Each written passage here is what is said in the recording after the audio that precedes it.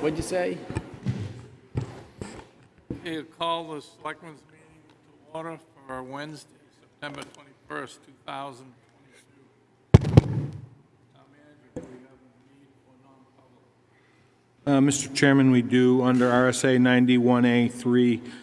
91A3, lowercase c, reputation, and lowercase e, pending litigation, and I believe it's A, employment.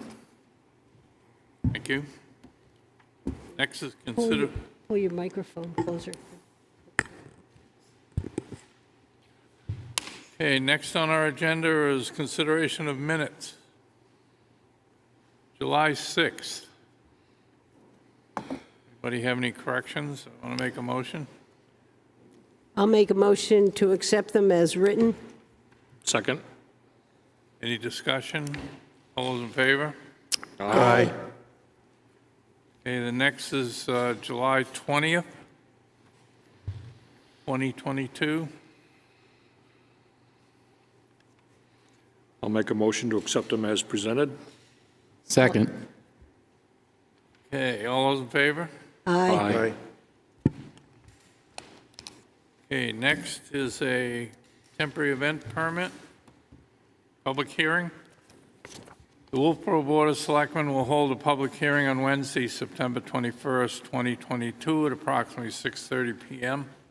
at the Great Hall, 84 South Main Street, Wolfeboro, New Hampshire, for consideration of a temporary event permit for the Wolfeboro Parks and Rec Department to host the annual Turkey Trot 5K with the Wolfeboro Lions Club on November 19th, 2022 from 8 a.m. to 2 p.m. Somebody here to talk to that? This has been an annual event for some time. I have no problem accepting it as by our Park and Rec Director, and you're right, we've done it for a long time. Okay, somebody want to make a motion? Do we want to open up the public? Huh? You want- Oh, yeah. Anybody from the public want to talk about this? No? Close the public hearing? Somebody want to make a motion? I'll make a motion to issue a temporary event permit for the Wolfeboro Park and Recreation Department to host the annual Turkey Trot 5K with the Wolfeboro Lions Club on November 19th, 2022, from 8 a.m. to 2 p.m., permit number 2022-69. Second. Okay, any other discussion? All those in favor? Aye. Anybody opposed?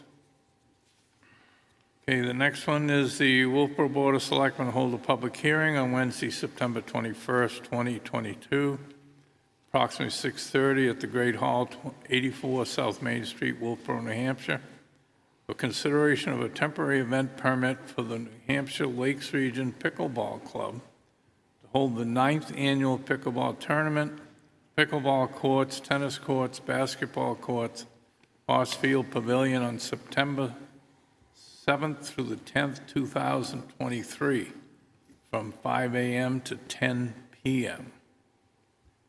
Anybody here to talk to that? Okay, this is a public hearing. Anybody wish to speak either in favor or against? Okay, I'll close the public hearing. I just say that I think because this is an ongoing event also that we've had in the Right. past, that I think we can feel comfortable approving this and stuff, so I'd make a motion to issue a temporary event permit for the New Hampshire Lakes Region Pickleball Club to hold the 9th annual pickleball tournament at the pickleball courts, tennis courts, basketball courts, and BoS Field Pavilion on September 7th to the 10th, 2023, from 5 a.m. to 10 p.m., permit number 2023-1. I'll second. Okay, board, anybody discussion? All those in favor? Aye. Aye. Anybody opposed? Okay, the next. The Wolfeboro Board of Selectmen to hold a public hearing on Wednesday, September 21st, 2022, at approximately 6:30 PM at the Great Hall, 84 South Main Street, Wolfeboro, New Hampshire.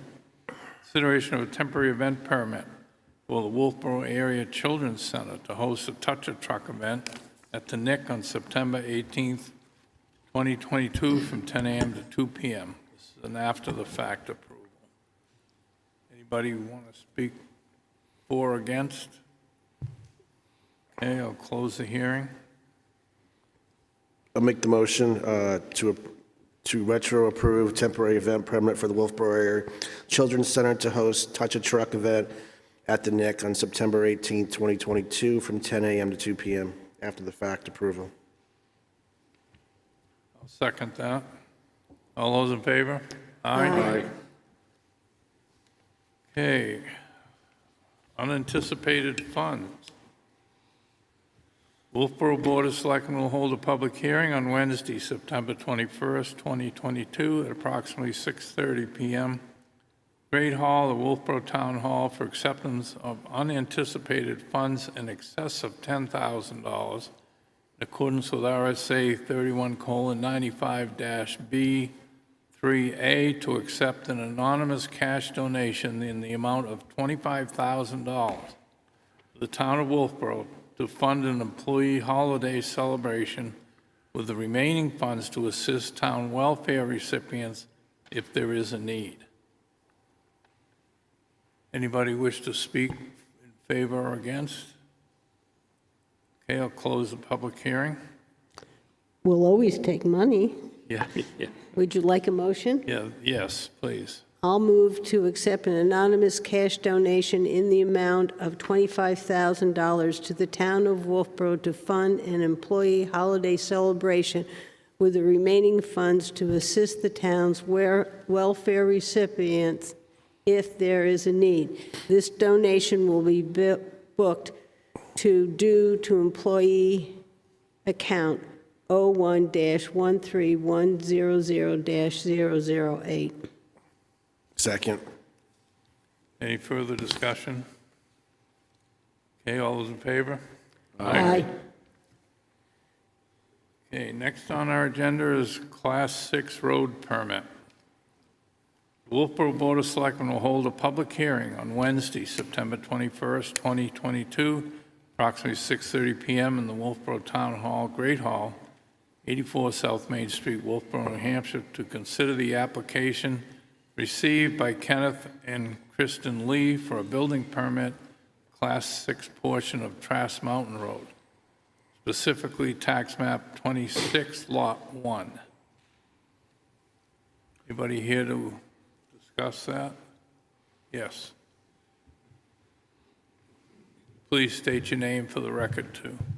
My name is Kristen Lee. I'm the applicant along with my husband Keith, and I wanted to just quickly address some thoughts that we wanted to share.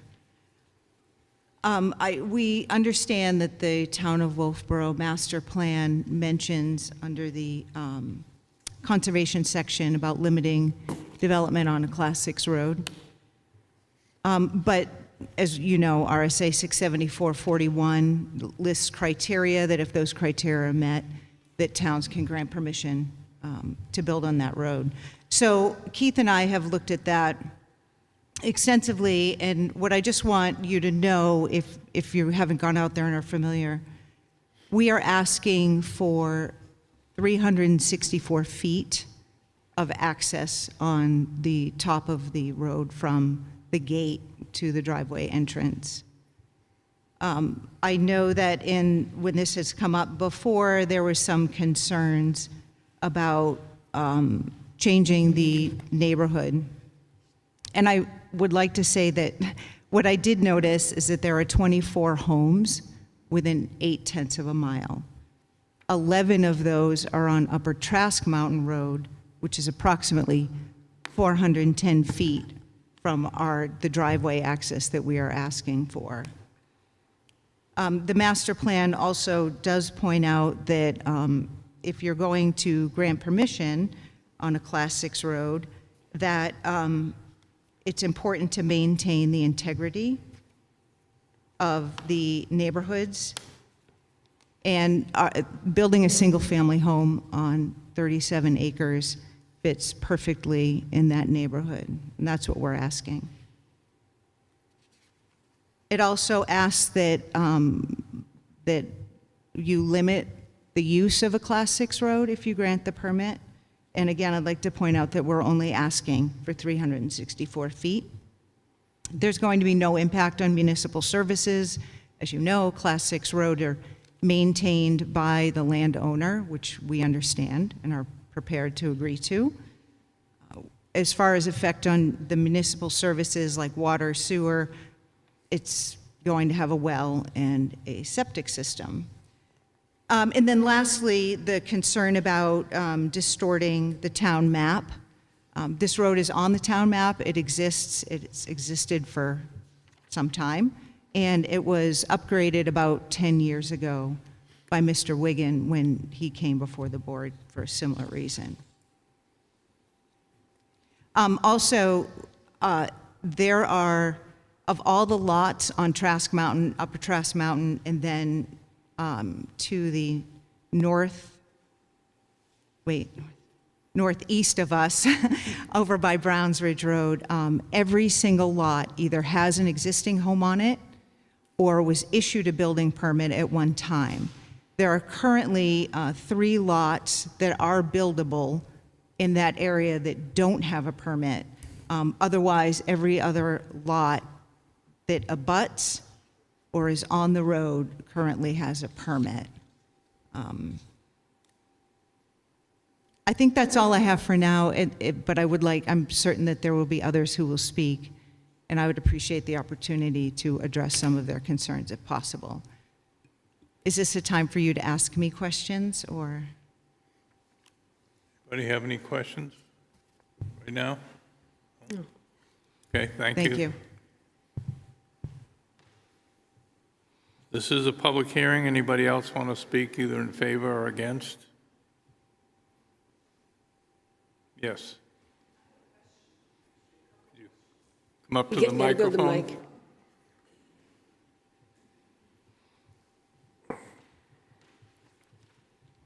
Good evening. My name's Charlene Seibel. I live in Wolfeboro.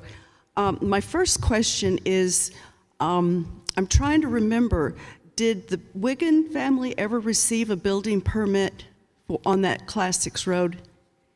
Yes, they did. They in did. 2008, and they got it when they went to the ZBA. They overturned the Board of Selectmen's denial, and they were given the permit. Okay. So that was my first question. My second question is, did the Board of Selectmen issue a permit for disturbing the ditches, embankments, or traveled surface, which is required by RSA 236-9? And if you issued that permit, do you have copies available? To the Wiggins? No, to what's happening currently. The current dump trucks coming up and down the road, the gate's been opened, the post to secure the gate has been bulldozed, and to me, those fit in under the category of disturbing the ditches, embankments, or traveled surface, and that's been going on for, I would say, at least a couple of weeks. And I did take some photographs. I emailed one to the town planner because first I didn't know what was going on, and I had called, I called dispatch, and then they told me to call the highway department. And then when I finally heard back from the highway department, they said that they knew that a company, I think the gentleman said he had been up there doing some mowing, and there is the company name on the side of the dump trucks he saw was Evans Brothers. And so then he suggested I contact Mr. Austin, the planner, and I left a voicemail this morning, and I also emailed him one of the photos I took showing the current activity on the road. And so because RSA 236-9 requires that before any of that can take place, they receive a permit from the Board of Selectmen. My question is, did you issue that permit? Not that I'm aware of. Not Please that I'm don't know. aware of. No. No. Okay, thank you. Anybody else wish to speak in favor or against? So I am Keith Lee, the property owner on Trask. We applied for a driveway permit and were granted the permit. So the only work that has been done is the installation of the culvert along the side of the road and the driveway. As far as anything to do with the drainage ditches, it was just the slope into the either side of the culvert and the head wall of the culvert on either side. And as far as addressing there are loggers out there. We got a intent to cut. So the loggers are out there, and they are hauling lumber out. They removed the post for the gate. They didn't bulldoze it. It literally lifted up out of the ground by hand. So they had to remove it because it was too narrow. It is laying there right underneath the gate, and they will be done this week, and it will be promptly put back. As soon as their trucks are out of there. They didn't want to damage the pole. I have a question. Jim, how can we issue a driveway permit when we know we haven't given a permit to even do anything out on that Class 6 road? Yeah, I've got to do a little bit of research on that myself. I understand the intent to cut, and they may have done some work relative to access based on the intent to cut. I believe Tavis may be here, and he may be able to respond to the driveway permit and what may or may not have occurred to that. Are you prepared to speak to that, Tavis?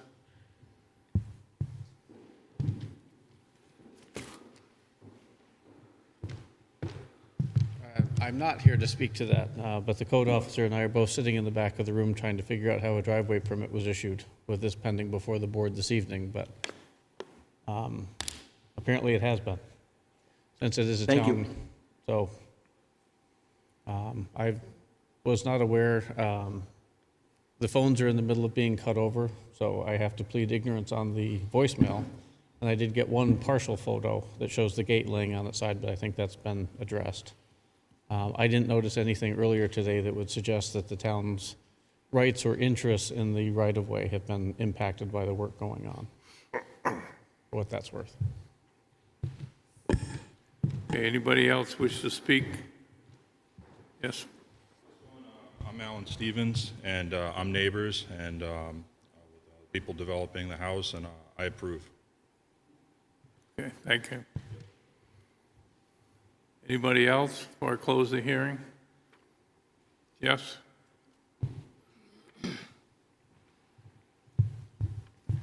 Just a question. Could you give us some history as to how it was designated with gates and bars? And so any other history you might have on how it became a Class 6?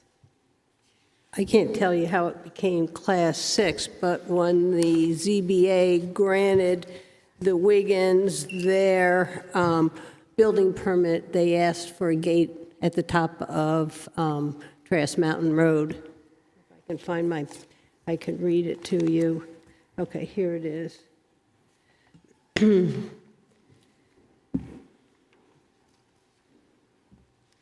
Okay, it was number 3 of their condition in 2028. It said the applicant shall install a non-locking gate beyond his driveway.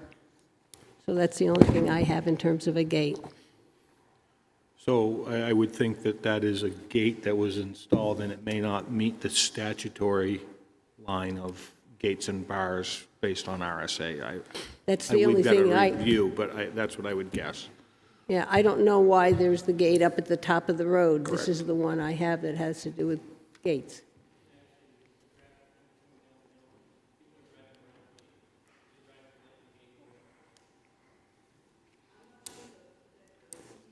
Use the microphone.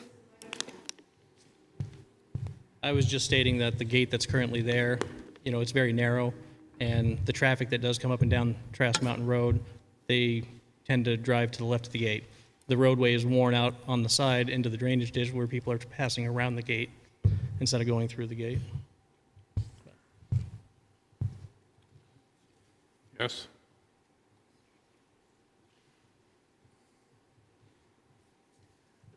It's Charlene again. I guess I'm a little confused. So I think what I heard was that there was a driveway permit issued. Is that correct? Do you have a copy of that? Could I see it? Okay, who issues the driveway permits? Who does that? I'm asking if I can see it. Oh, okay, so you can show me who issued it? I got an email from Marie Durgan on August 25th. Here's your approved driveway permit.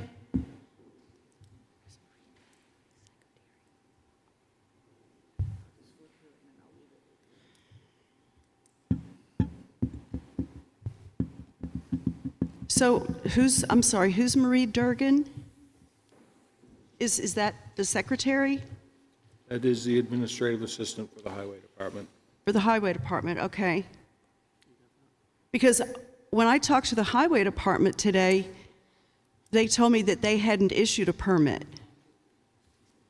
So whoever, I mean, he didn't identify his name, but he and the foreman had listened to my voicemail, and he told me that the highway department didn't know anything about what was going on, other than the fact that this man who had been mowing had seen some dump trucks.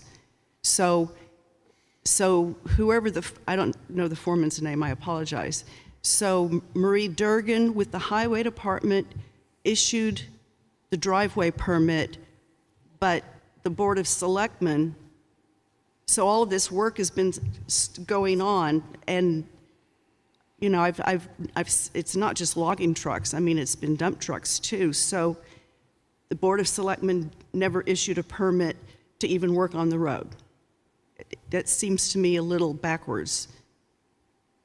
So, and I got most of my information from the New Hampshire Municipal Association.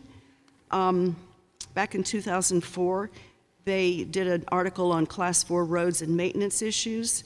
And so, you know, it defines Class 6 roads and whatnot. And it goes into a lot of detail about why it's important for a town to avoid maintenance and repair projects on Class 6 roads, because they'll be, you know, have all kinds of liability and whatnot. And so I guess I just want to make sure that everyone is clear that the potential homeowners are maintaining that they will you said 364 feet. My concern obviously is because of the fact that most of that area has not been developed. It's on a Class 6 road. There are, you know, numerous wildlife corridors, and one concern I have is that I believe, if I read it correctly, one of the criteria for allowing a building permit on a Class 6 road is previous building permits been allowed on a Class 6 road. And since the ZBA has already allowed that for the Wiggins, and a quick question, the lots you were referring to, are those in Wolfeboro or in Ossipee? The ones down on the other side of the other end towards Browns Ridge Road?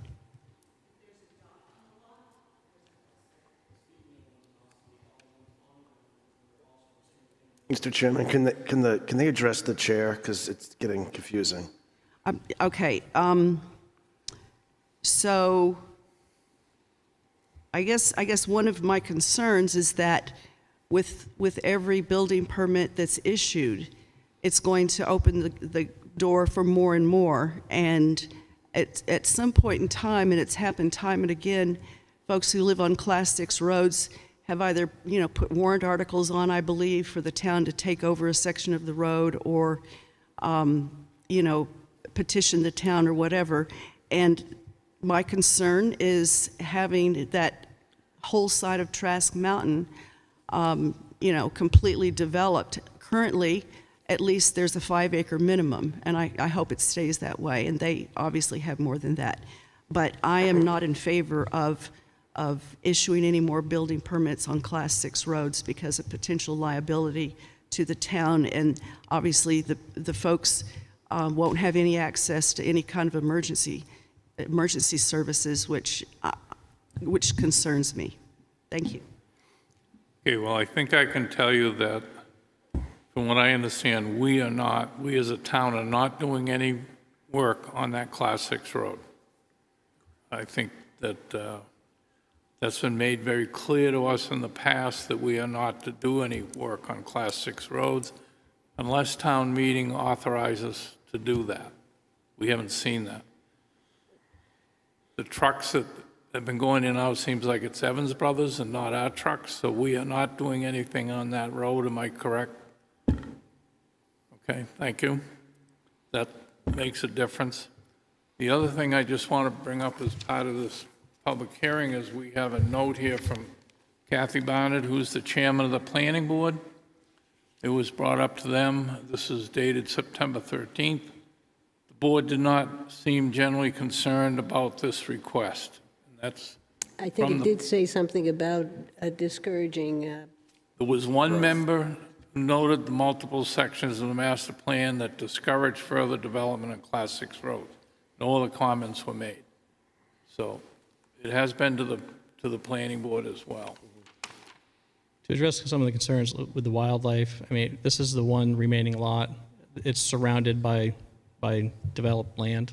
So it's the one remaining lot. Even when you get to the bottom of the hill and you enter Ossipee, those are all single-family homes that have homes on them.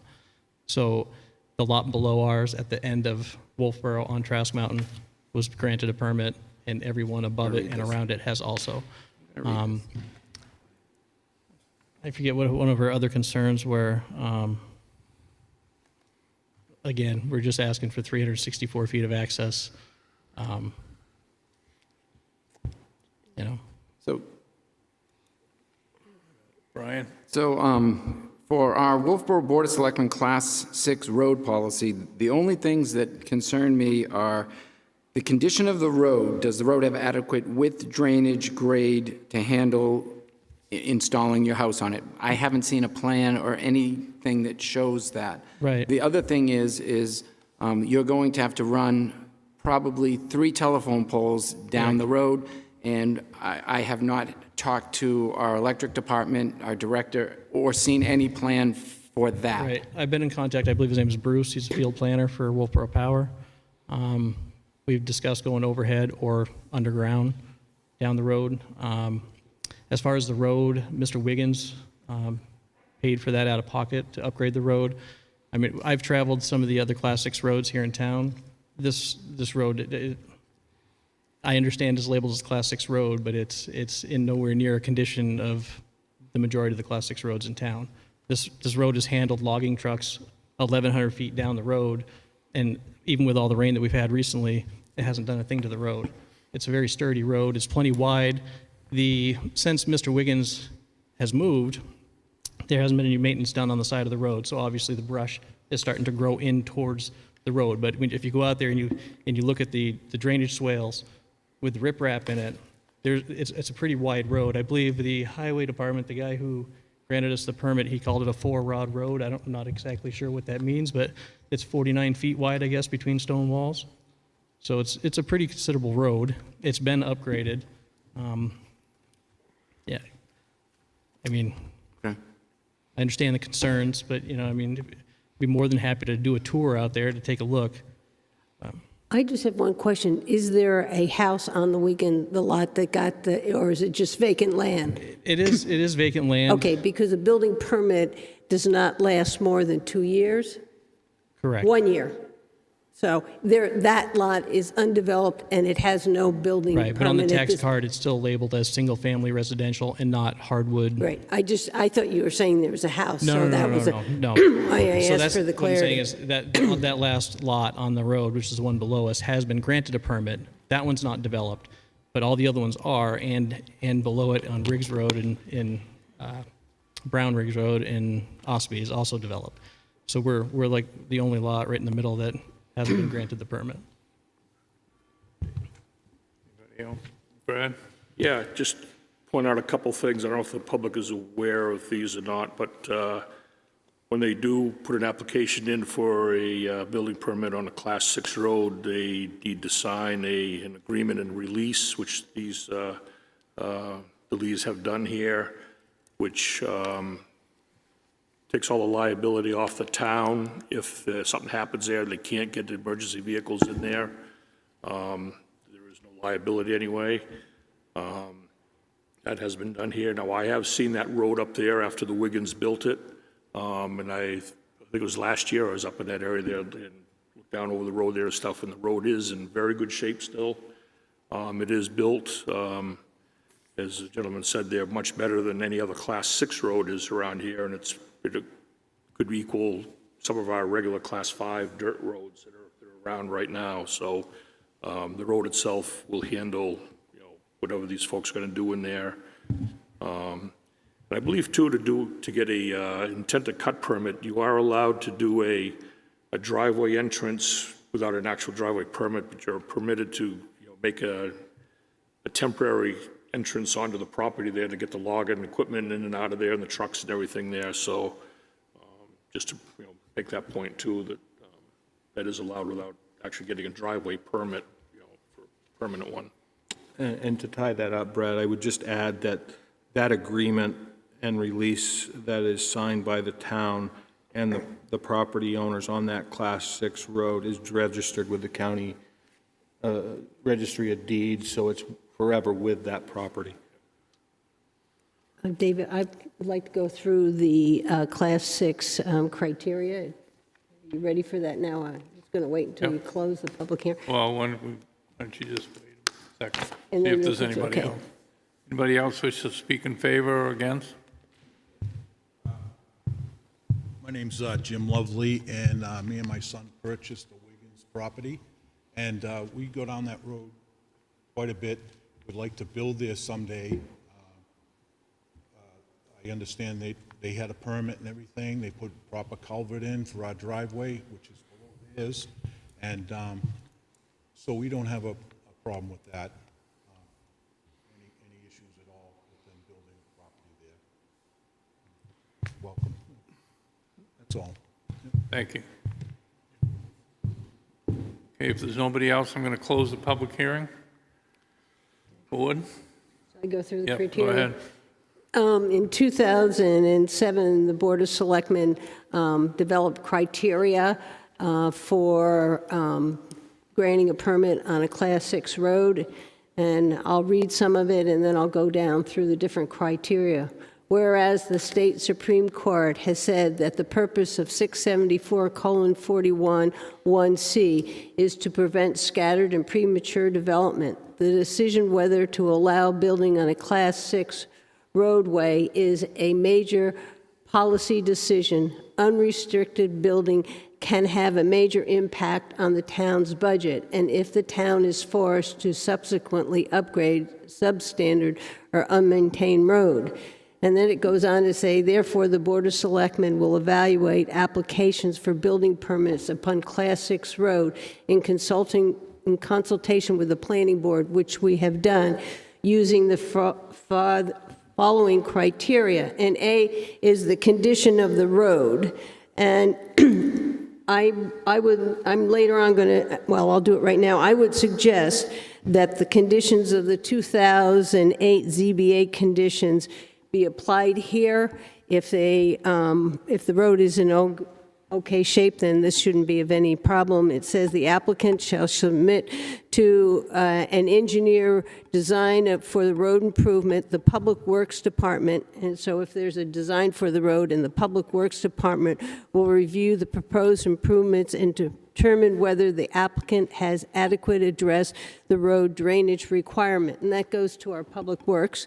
Then it says, the approved width of the road shall be the minimum possible width allowed by the New Hampshire Fire Code in addition to Class 6 road waiver requirements. And it said that the applicant shall install a non-locking gate beyond his driveway, but it sounds like you have houses down below you. Coming down from Trask Mountain, are there houses?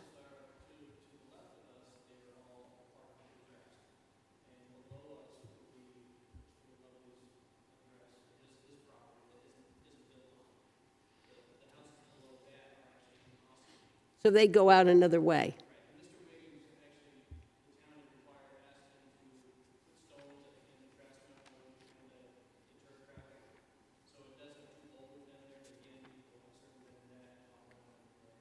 So we could deal with a non-locking gate. That's a possibility.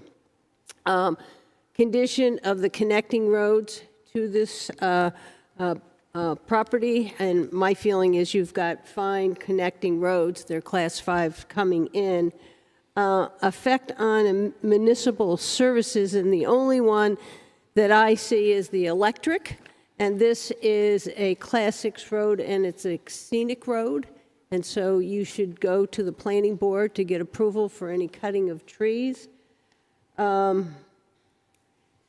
D is the issuance of the permit likely to result in an occasion to lay out the road as a Class 5. I think that is a possibility. Number E, does it affect the neighborhood and the growth pattern of the town? I think it has the potential. It starts expanding us out, but the fact that the ZBA already granted prior time a permit further down, I'm not so concerned about that. F is distort the town map. I don't think we have an official map, but I don't see it distorts that. And whether there'll be any financial burden, and that's the only thing was the electric. Cutting and clearing. I think that will be taken care of with the scenic road. Grading will take care if the Public Works Department looks at the grade and makes sure that the road is crowned. Same thing with drainage. And if there are any stone walls, any damage to the stone walls that are in the right-of-way must be repaired.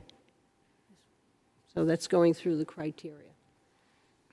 And when you're ready, I can make a motion, and I'll make a motion with some criteria, or somebody else may want to say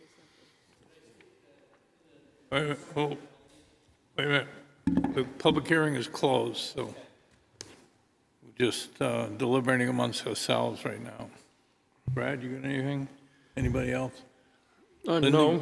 Well, one thing there, we talked about the utilities and stuff, and the way I do understand it is if there's going to be an extension of the electric grid going out to the gentleman's property here, it would be completely at his expense. It won't be a burden financially on the town at all. He'd have to pay for the poles and the extension out through there, then up into his property where the house will be built. So I just want to get that out there too. So.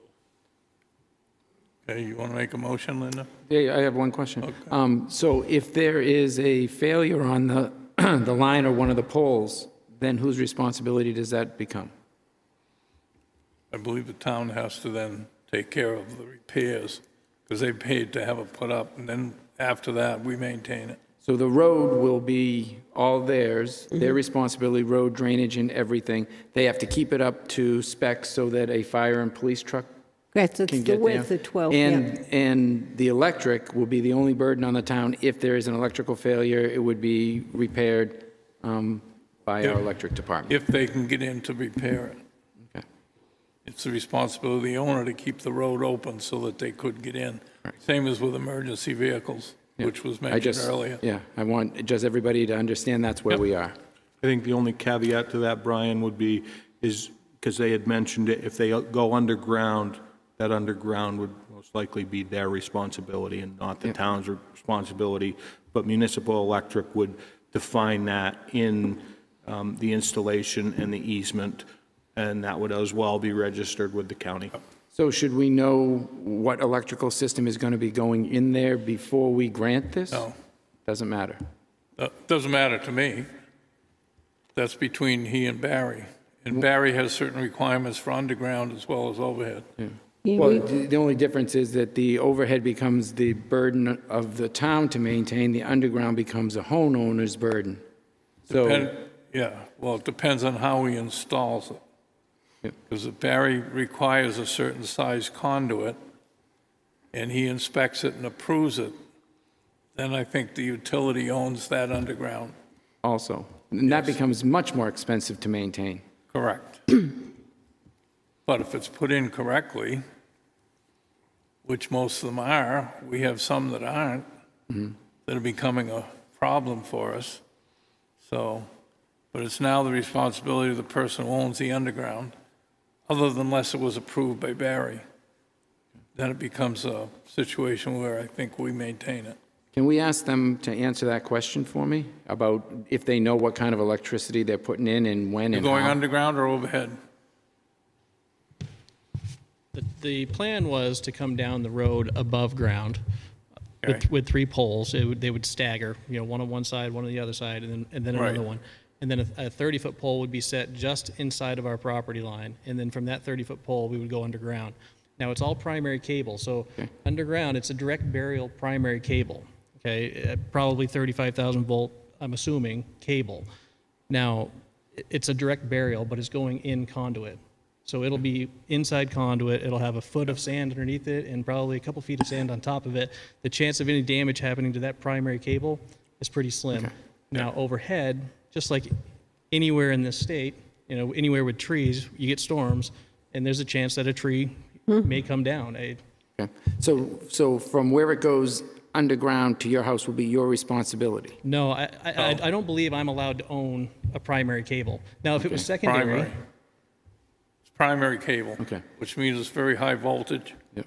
It'll be in a sheath cable to begin with, is primary in a conduit, so. and normally what happens in this case, I did this before in Richmond, New Hampshire, on a previous property that I owned.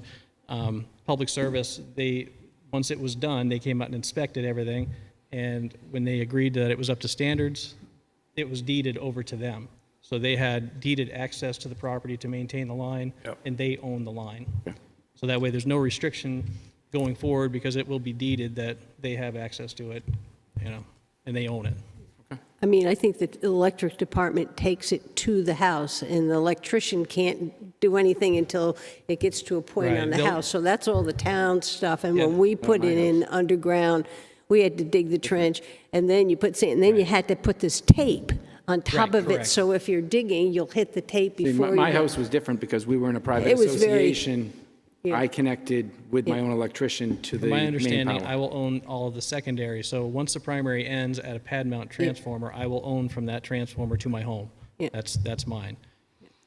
I mean, they were really specific with us exactly how it is and how it had to go in. I mean, Do you know how Wolfboro long the Electric run- is clear about that stuff, so... Do you know how long the run will be from the, So, from the pole to the transformer? Yeah, well, from the pole at the top of Trask Mountain to our driveway is roughly 400 feet from where the Correct. electrical pole ends. So it'd be about 400 feet of overhead. And then from our driveway, we're going to be 600 feet back into the woods. Okay. So, it's going to be a 600-foot underground line, Okay.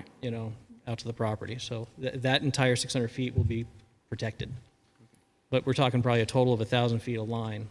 But, I mean, that's at our expense. Right.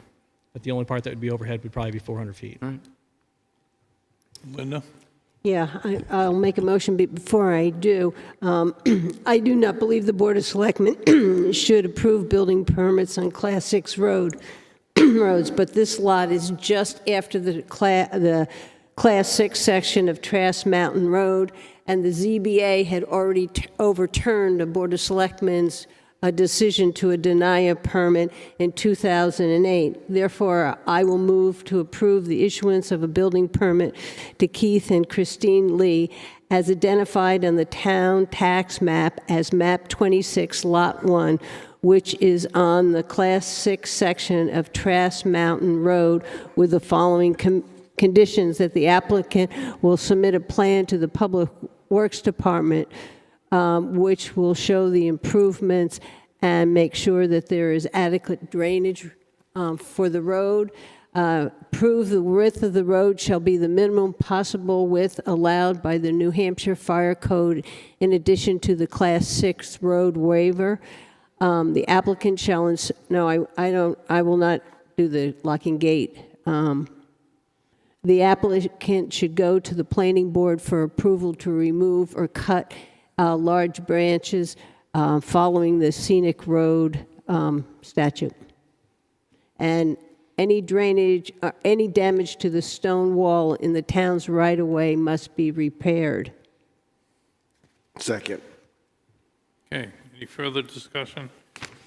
All those in favor? Just to clarify on the the tree cutting on a scenic road, just so that everybody understands, that's only going to be if they need to do any cutting along the roadway. Once you go into the lot, that doesn't qualify under the scenic road Outside the right of way. requirements. Right, and they can go in and get permission from the planning board to cut, but they will have to identify they the need tree. to. Right. Yeah, if they need to. Yep, Run the power, yeah. yep. Okay. Anything else? All those in favor? Aye. Thank you.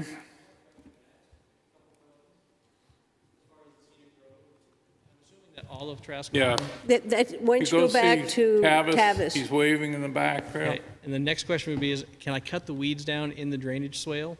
Yeah. Am I allowed to do That's that? not a tree, It's not a tree. So I No. can take a weed whacker out there and cut them down? I- not part of what we were talking about. Okay, next on our agenda is alcoholic beverage permit.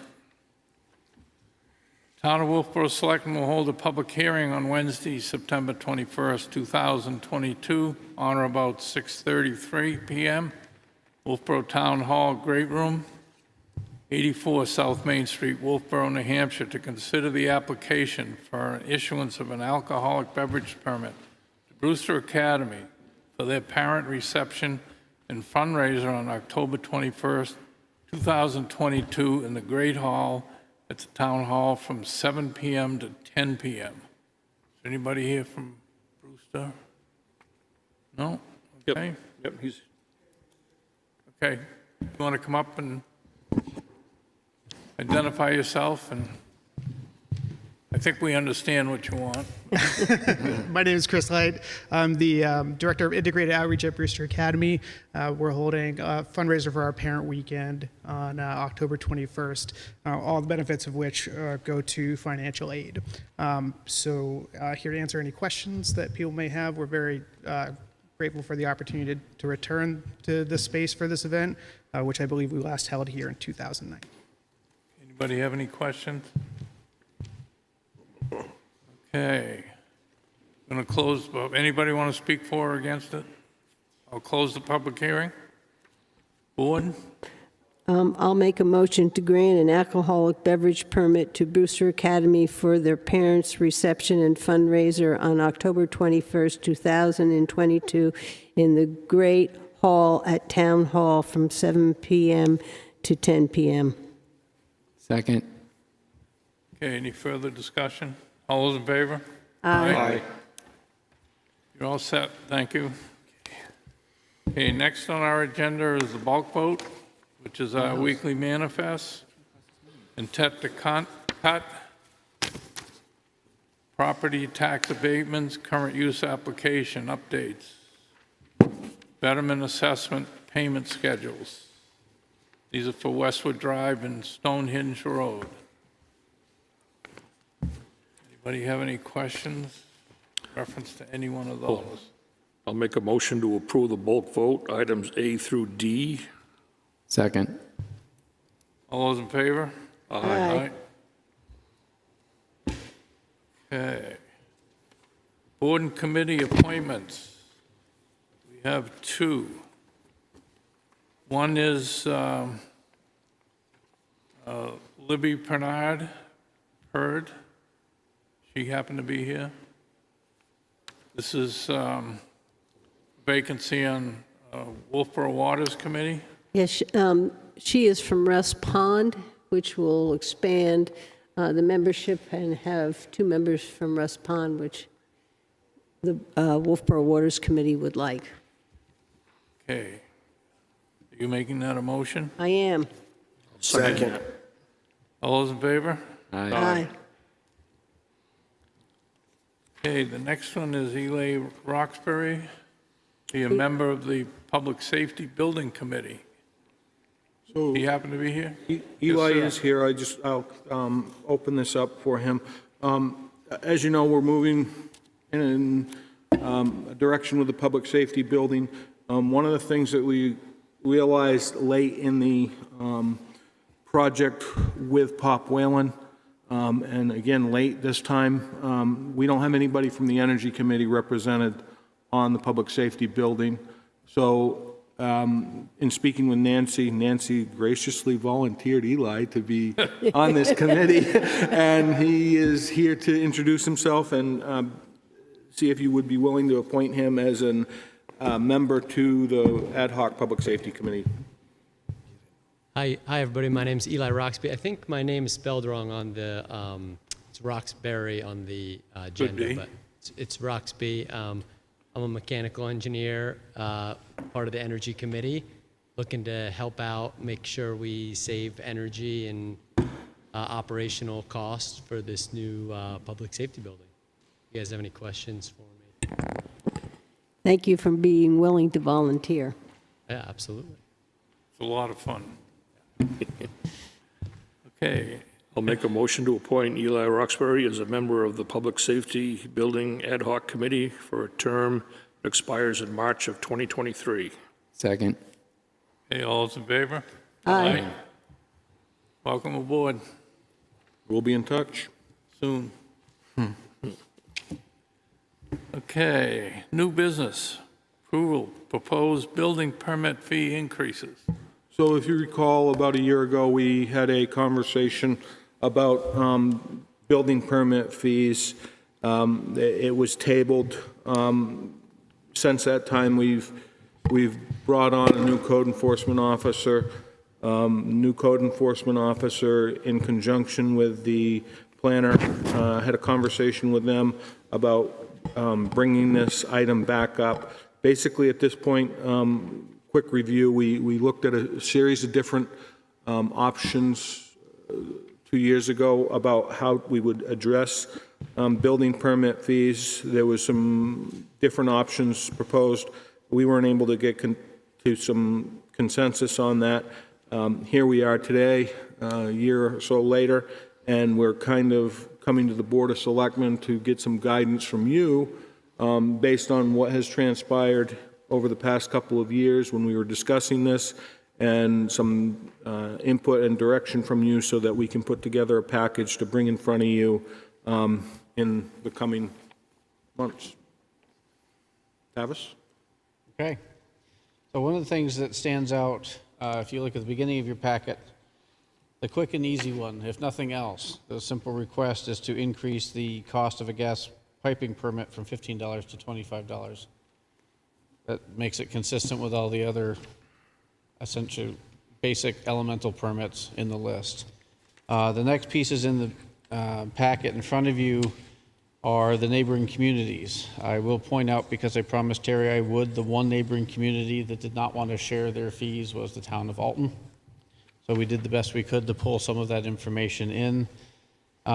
Where the town is most inconsistent with the neighboring communities is the lack of an administration fee or a permit fee, a basic permit administration fee.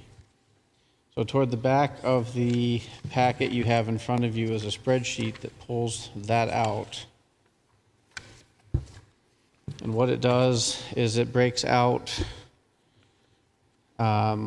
what the permit value would be 2018 through 2022, showing what it would be with and without a permit fee in addition to the fees as they currently exist. So, and then it's broken out even further to see gas permits in 2015 at $15. We had 162 permits that brought in $2,435. If it were $25, as with roofing permits, shed permits, and things of that nature, it would have brought in the town just over $4,000. In 2018, the difference is again close to $2,000. $3,000 in difference in 2019, $2,300 difference in 2020, and about $3,000. So we're essentially losing out on $3,000 a year simply by gas permits being at $15, not $25. As far as the administrative fee, the last sheet in here shows the residential and commercial permits from 2017 through 2022 to date. It shows the estimated cost of the project, the fee collected, and the additional monies that would have brought in based on a $25 review fee, a $30 review fee, or a $50 review fee. It should be clear that one of the big distinctions between any of the fees suggested here and those that were discussed about a year ago, the department is still technically not bringing in anywhere close what the statute would allow. But this is at least a way to become, board didn't seem concerned about spreading the cost of building permits out over the general population a year ago. So what this would do is at least bring Wolfeboro closer to being in line with all of the surrounding communities price-wise. So we're looking for guidance on, we're looking for approval to raise the gas fee from $15 to $25, but then looking for guidance from the board as to whether to proceed further under the premise of a $25, $30, or $50 administrative fee. All yours. Okay. My feeling is, having dealt with this for many years, is that I have found that it was much easier to figure a permit fee on a square foot basis rather than value. Everybody has their own values unless you specifically say that a building, an average building is so much a square foot. If you take that away and do it by the square foot, which a couple of these do, that's what I did in Freedom at $35 a square foot, it just made it easier to give you a permit fee very quickly. So to be clear, most of the fees are calculated on square foot, but for annual reporting purposes, we have to track estimated cost of construction. There's usually on most permits, they give you a square foot area and they also give you a value area. Correct. So you can work both of them. Correct. Either against each other, if you will, or together. And once you learn what permit fee you want to pay, you learn what the value of your construction is going to be, right? Most contractors, I've found anyway, would rather say to me, okay, I got a 2,000 square foot house. I know my fee is going to be so much a square foot for the first floor, half for the second floor. Correct. That's generally the way, anywhere I work, that's the way we did it. Tuftonboro, when I was there, they did it by value. It would get very confusing if you were building a house for the Marriott family or you're building a house for somebody else. There's quite a difference in values. So Tuftonboro, it's better to go by the square foot. yeah, Tuftonboro is in your packet. They have it all broken up by square foot. Yeah, They've changed it. they've changed. They heard you. So, to me, if you do the square foot rather than value, but there are two spaces usually on a permit application for each, with a minimum charge of so much, like for a small addition of somebody just putting on an outhouse or whatever. Correct. That, Well, and that's where we got to the idea of the minimum. administrative fee, because there's just as much paperwork for the Exactly. outhouse addition as there is for I the. have no problem with that for me. Okay, so. Yeah, I'm comfortable with the $30 administrative fee and the $25 for the gas permit. It seems like a nice step, not over jumping, but I think we still look relatively inexpensive. I mean, Tuftonboro's more money than us, and Moultonboro and Ossipee and Wakefield, all their fees are $50. Why are we giving everybody in Wolfeboro a half-price deal? what are your suggestions then? I would say we should bring us up in line with the towns that surround the lake, but I would like to also see where Center Harbor and Meredith are, especially Meredith, because Meredith kind of is equal to what Wolfeboro is. So if we were to come back in a couple of weeks with an average cost per permit type for those included in the packet, plus Center Harbor and Meredith? It would give me a better idea of, yes, should Gives you we a get better to the idea. 50? I mean, if those two towns come in at 52, and the only two that are lower, Wolfeboro and Tuftonboro, then we can even split the difference at 40.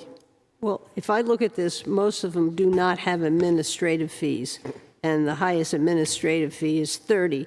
If you're talking about coming in and rearranging the other fees, I'm okay, but I think we should try to get at least an administrative fee in there.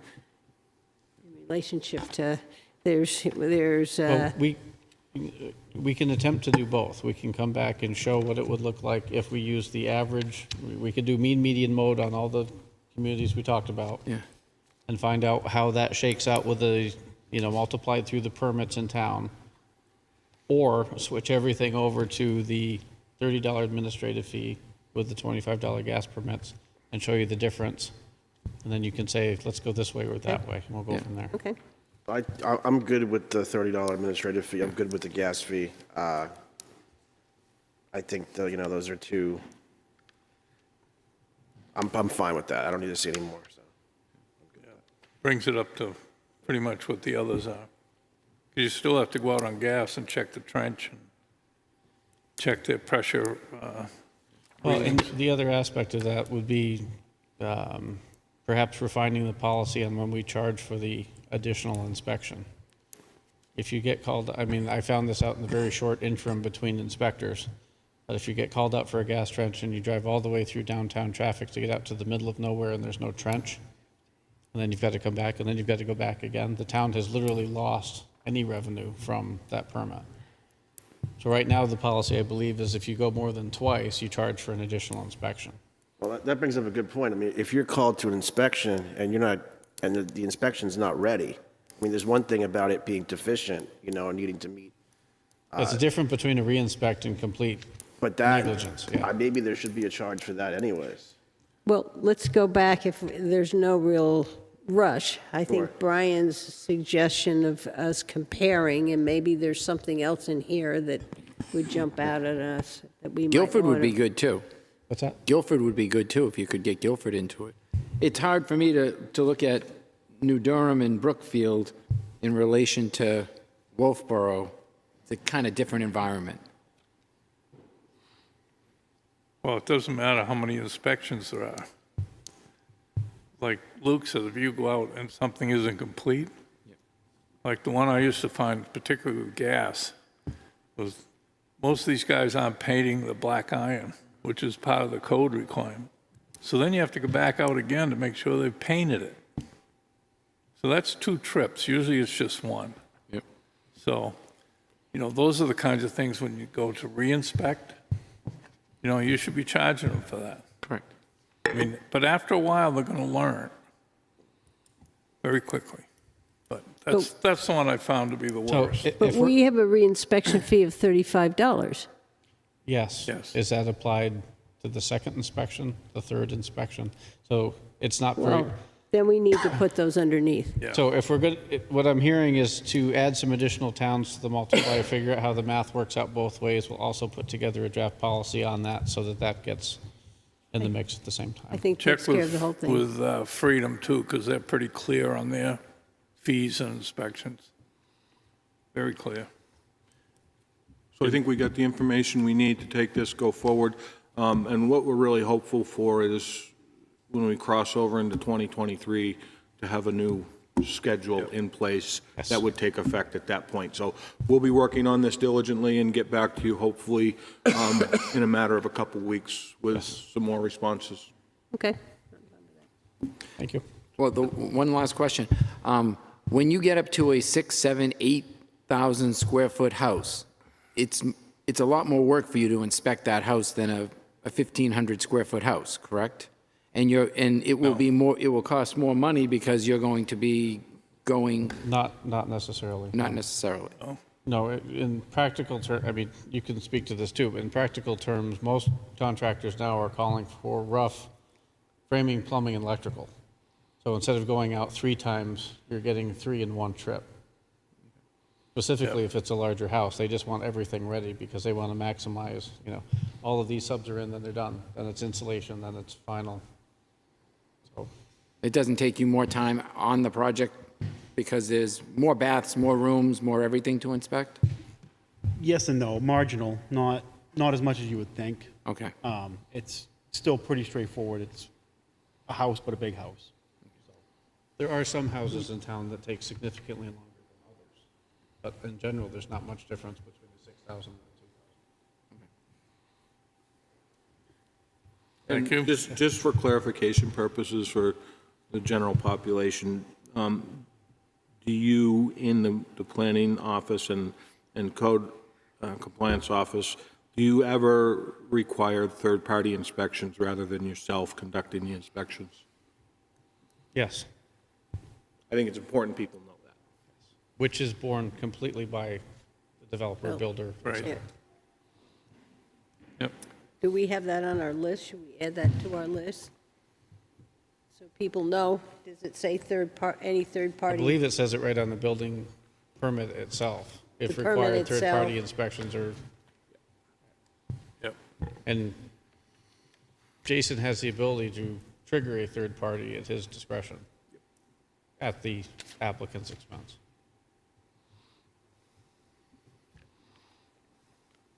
Thank you. Okay, next on our agenda, draft proposed trash ordinance.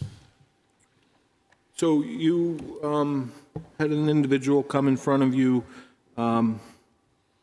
late this summer discussing an issue with trash and trash receptacles being left out on curbside for an extended period of time.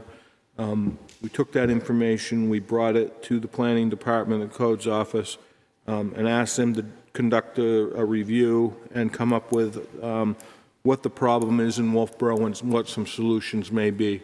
Tavis and Jason have worked on that, and they should be able to speak on that behalf.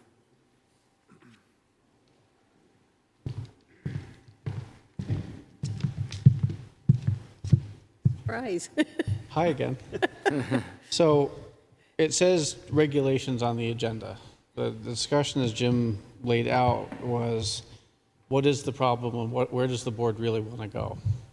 So as it says in here, at your request, we've investigated solutions, and we need a little bit more guidance before we actually commit to writing regulations. I will say out of the gate, Wolfeboro would be one of the first to have regulations per se on trash. If you look at DES, they regulate landfills, they regulate transfer stations, and they regulate municipal transfer stations, but it's not where do residents put their trash and for how long. So the bullet points in here essentially run the full gamut. Are the selectmen interested in entertaining a curbside trash collection and recycling system for the town? And it goes down all the way to, do you want to define where it can be and how long it can be there before it's taken to the dump or transfer station? Questions I have specifically from the planning side, are all zoning districts going to be treated equally? Are all types of occupancies going to be treated equally?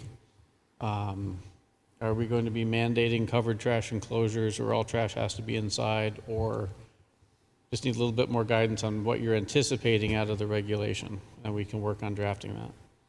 I thought the woman who came here was concerned about the trash can being left at the curb overnight, animals getting in and the trash falling out. So my understanding from what she was saying is that we do not want trash left at the curbside overnight. Yes. I don't think there was anything more than that. I don't know where everybody else is. I don't know. My feeling is that, having been health inspector for many, many years, one few weeks ago was the first time I've ever really had a complaint that was a real big issue, other than raccoons or something else, which, how are we going to control that? I mean, if people can't figure out about how to tie the lids on their basket, on their Well, that's just it. trash Is it cans. because it's at the curb? Is it because it's uncovered My at the understanding, curb? it was at the curb was the issue, that they just take it and Yeah. leave it at the curb until somebody comes, picks it up. And my feeling is, you put it down the day they're going to come pick it up. You just don't leave it there Yeah, for 2 or 3 days. And that was my understanding was happening. Yes, on that one particular Yeah. location. So in that case, at the curb is okay, but at the curb for less than 24 hours. I just say not overnight. I think that was the issue. It could be tough. What happens if you're going away for a day? Then you leave your trash in your house for another week because it's there. The only ordinance we have in town that covers this anyways a little bit is you can't have anything noxious or offensive on your property. Which is a debatable Yes, qualitative very, very. That's, yeah. One person's offensive is another person's art. Yeah. Right. Trash, treasures, all works out. That, having it not on the curb overnight would address the concern of the woman who came. Yeah. So That's what I understood I too. hate to split words, parse sentences here. If there is no curb, do we mean at the side of the road?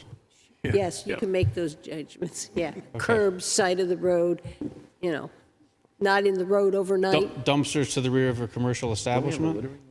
That's what, I think that's fine. mean, I don't think we're dealing with That's why I'm asking dumpsters. about the different districts, because I don't think, not to pick on anyone in particular, but Marker 21 isn't going to roll their dumpster out to the curb, but they may have a dumpster that's open for a period of greater than 24 hours behind the restaurant. Would that be in violation of not at the curb over 24 hours?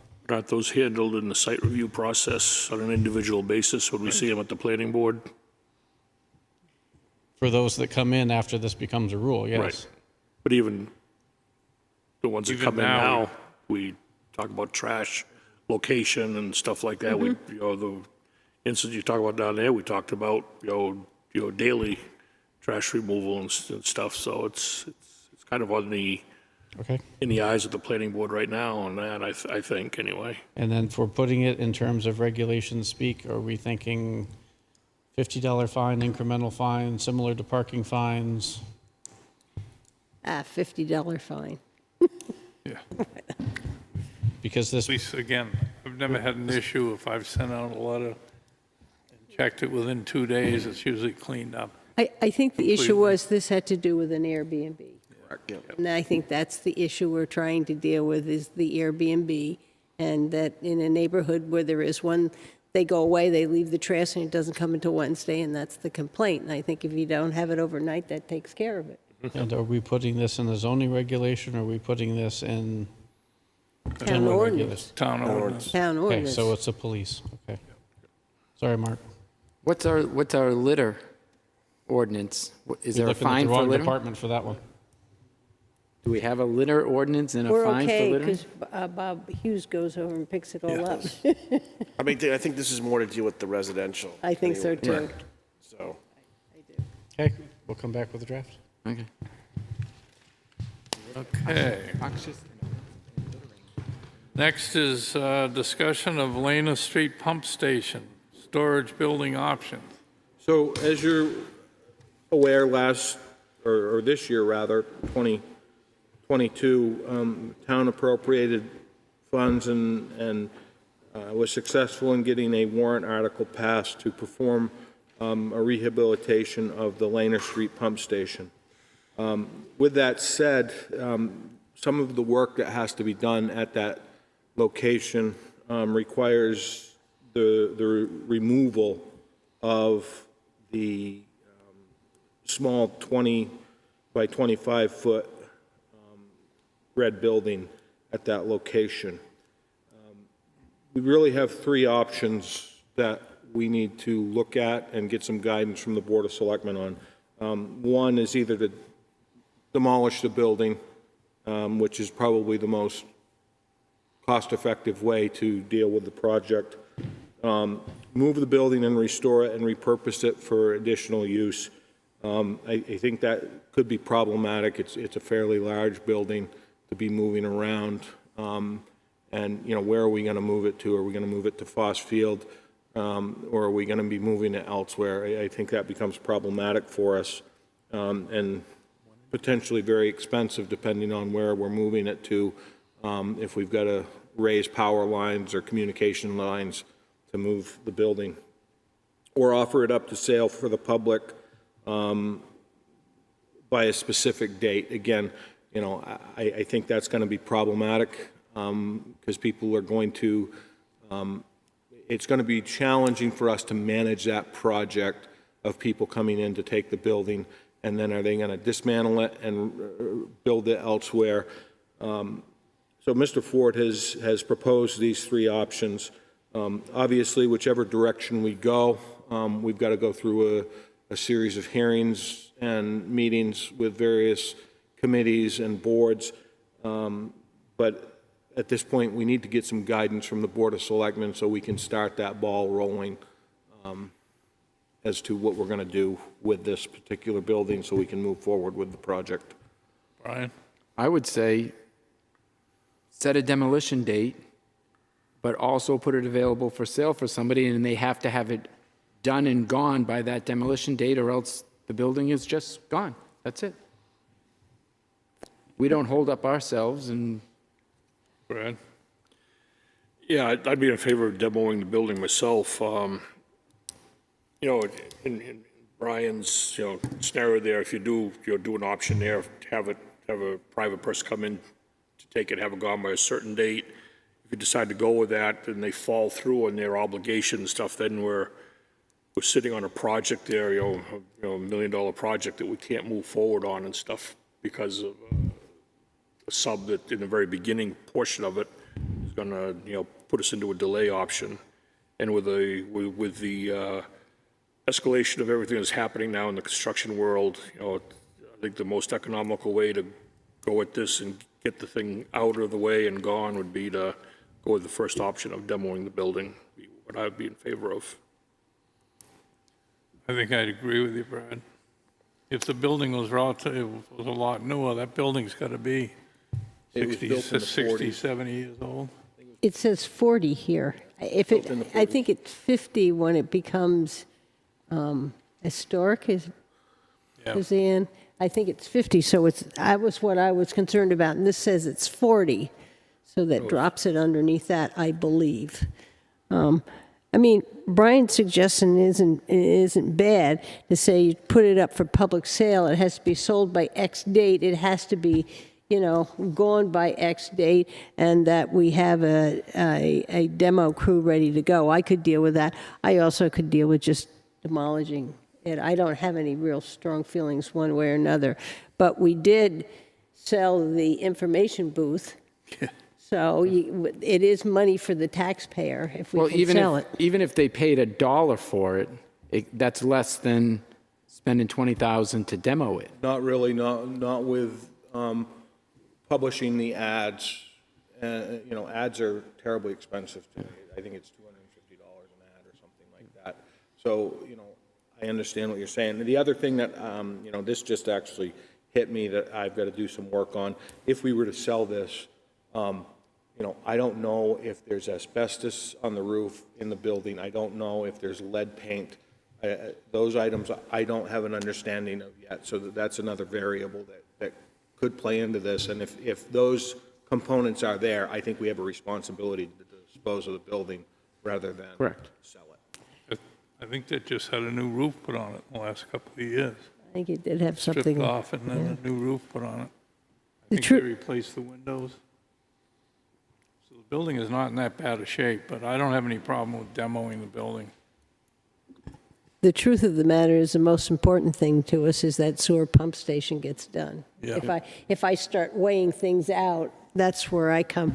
You know, I like Brian's idea, but I'm absolutely comfortable demoing it and getting that pump station. And the reason why we have to take it down is that's where we're going to need to work on the new pump station while we still run the old pump station. So why don't I find out if any of those materials are in that building? Well, if you have a department head meeting, maybe you could find out if some other department might want the building. We can certainly do that. But we got to make a decision shortly because they need to start working there. Well, yeah, and we've got to start scheduling those hearings with the Board of Selectmen, the Planning Board, Conservation Commission, all of those to demolish a building. Yeah, I would schedule the demo date so that it doesn't hold us up. And if somebody comes forward before then and they can get it out by that date, it's gone. If they can't, then it gets demoed and they've missed the boat. And I'll work that way, Brian, with the caveat that if there's asbestos or lead in it, I think we go the direction of demolition. We can't sell a hazardous. Yeah, we can't sell a hazardous building to someone. Okay. Thank you. Next, we have approval donation policy. Casey.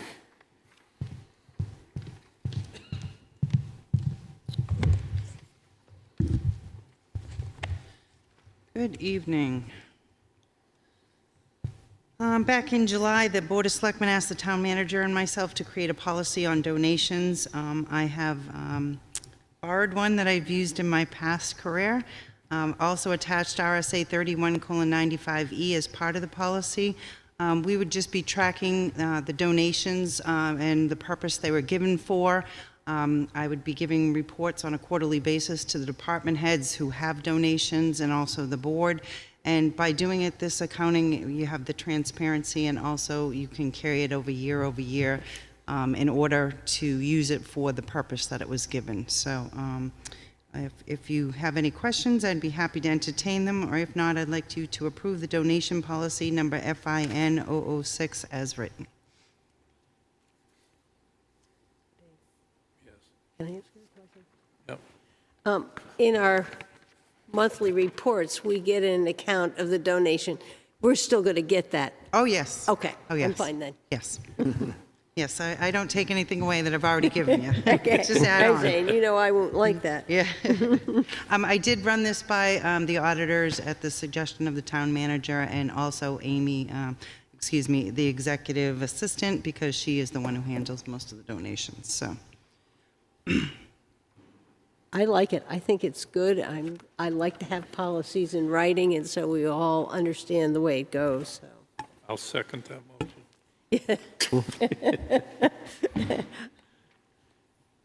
All those in favor? Aye. Thank you. Okay, approval of fund balance policy. All right, this one's not as cut and dry, but fund balance policy, this also was written by myself in my previous job. A lot of definitions. I know the biggest one is the undesignated fund balance, but there's others. The donation would be a restricted fund balance. You have encumbrances that are committed fund balances.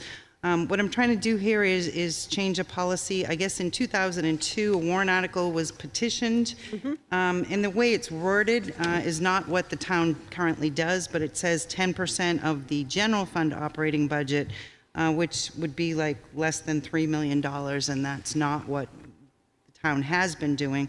The Department of Revenue is what I'm recommending. They use a calculation. They take a gross operating budget, back out long-term debt, back out any enterprise funds, which is water, sewer, electric, and Pop Whalen. And they also use the school and county payments that we need to make as a reserve. And last year, you ended the year, according to DRA's calculation, at 9.23% as an undesignated fund balance, which I think is reasonable. But what you've already done too is committed another $1 million in the following year, so you'll have to keep that in consideration. But you don't want to go below a 5% fund balance. You should target around 8. You closed last year at 9.23. We haven't set the tax rate this year, so I'm using last year's numbers because in the next month or so we'll be setting the tax rate.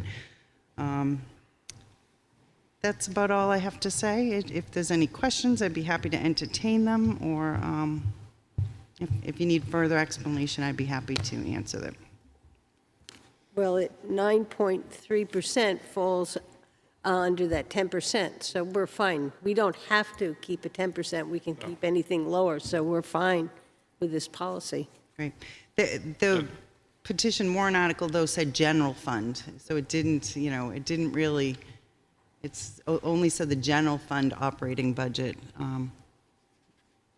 which is like 29 million, not like 35 million. So it's calculated a little bit different. But I think to be consistent with the way the Department of Revenue is looking at it, I think is a good thing.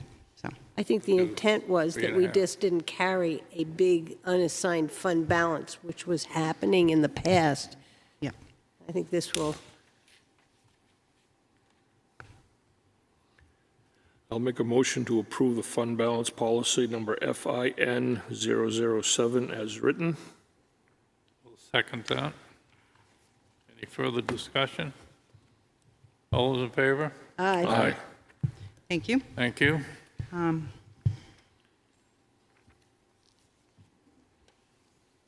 Okay, next is the actual versus budget, August.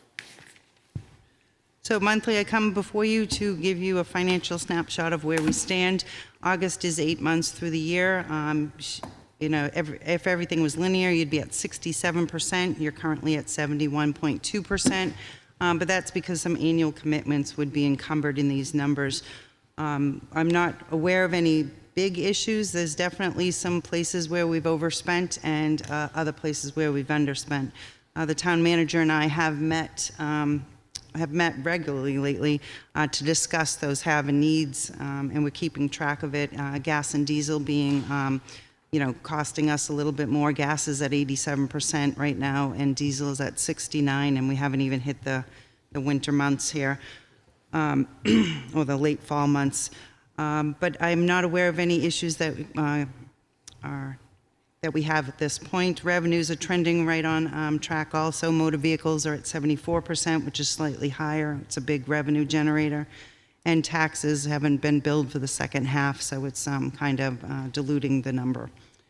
Other than that, I do not have any other information to report. If you have any questions, I'd be happy to answer them. I have a question. Do you have any idea why the sewer fund sales are only at 52? That seems low for where we are. I do not. I do not have that answer, but I'd be more than happy to look into that. Thank you. Any other questions? Casey? Thank you. MS 334. Okay, so the last thing is just at the tax rate, the Department of Revenue needs forms, and this is one of them. So what I did is I looked at your, when we set the budget last year for revenues, you had some unanticipated revenues to the tune of $534,348, primarily being sale of town property. You had a big chunk of sale of town property, if you recall that. And a couple of refunds from our insurance company, our health insurance and our liability insurance.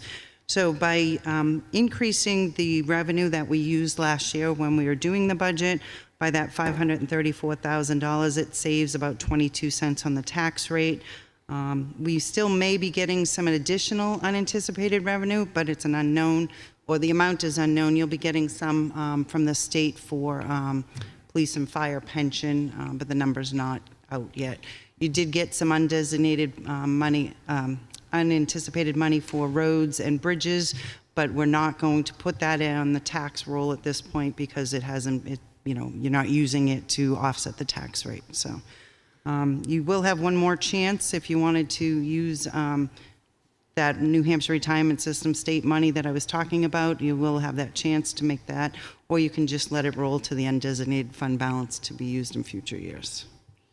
So if you don't have any questions, I'm asking you to approve the revised estimated revenues in the amount of $34,412,753 as recommended by the Finance Department Director.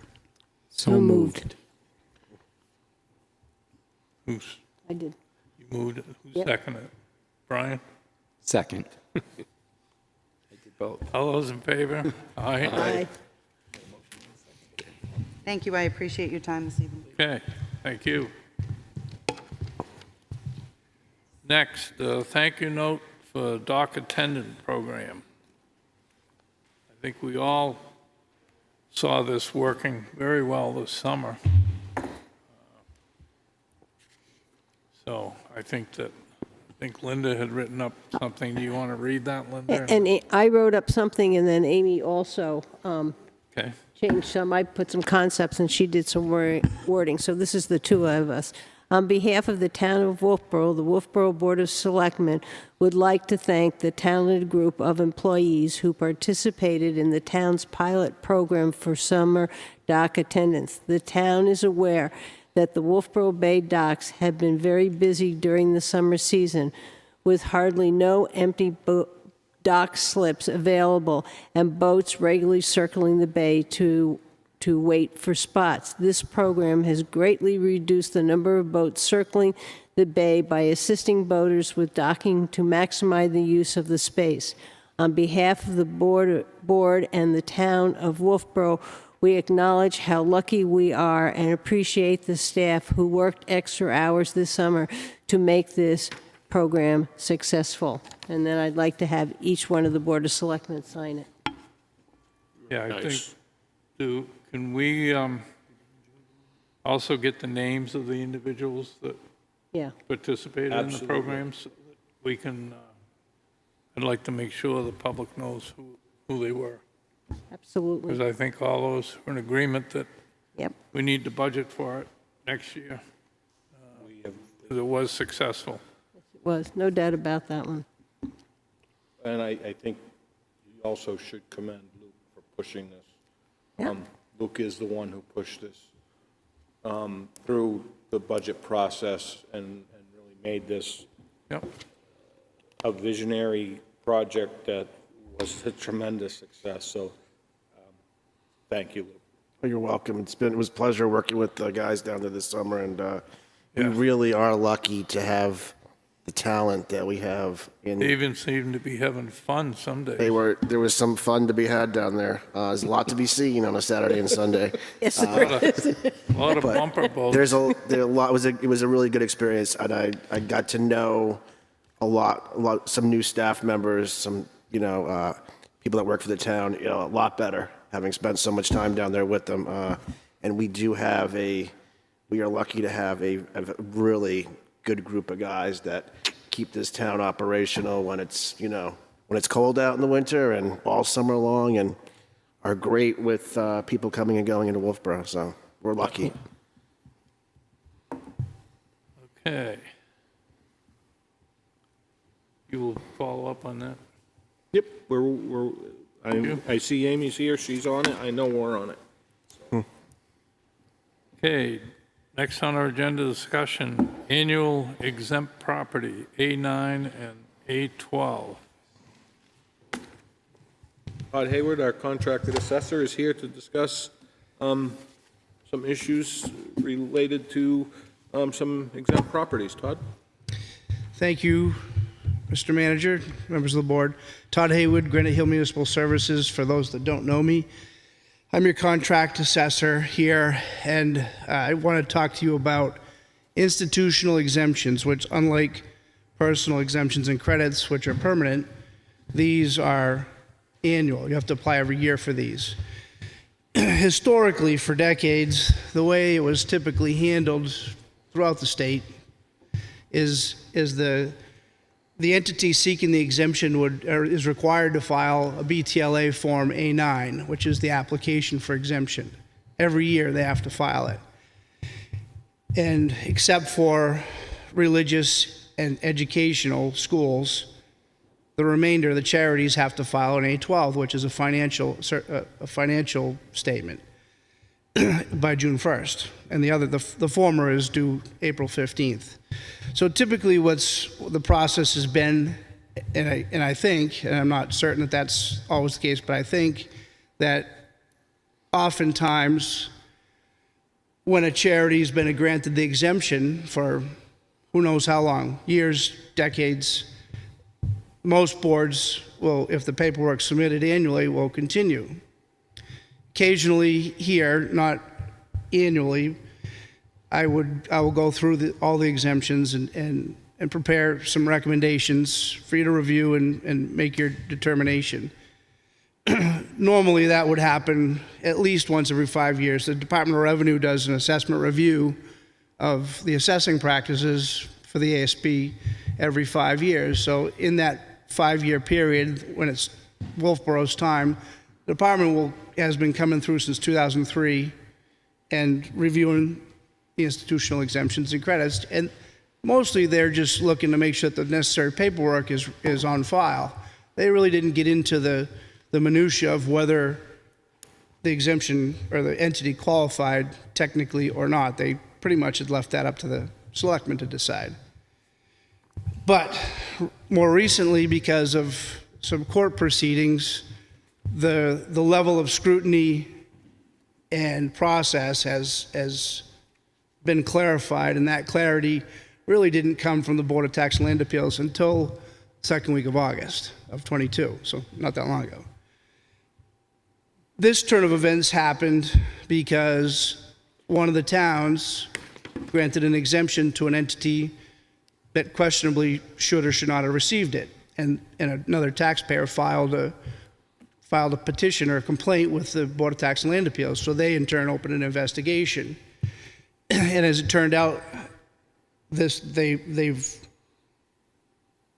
they've dictated a process that they expect us to follow, and that was issued August 10th, I'm sorry, of '22.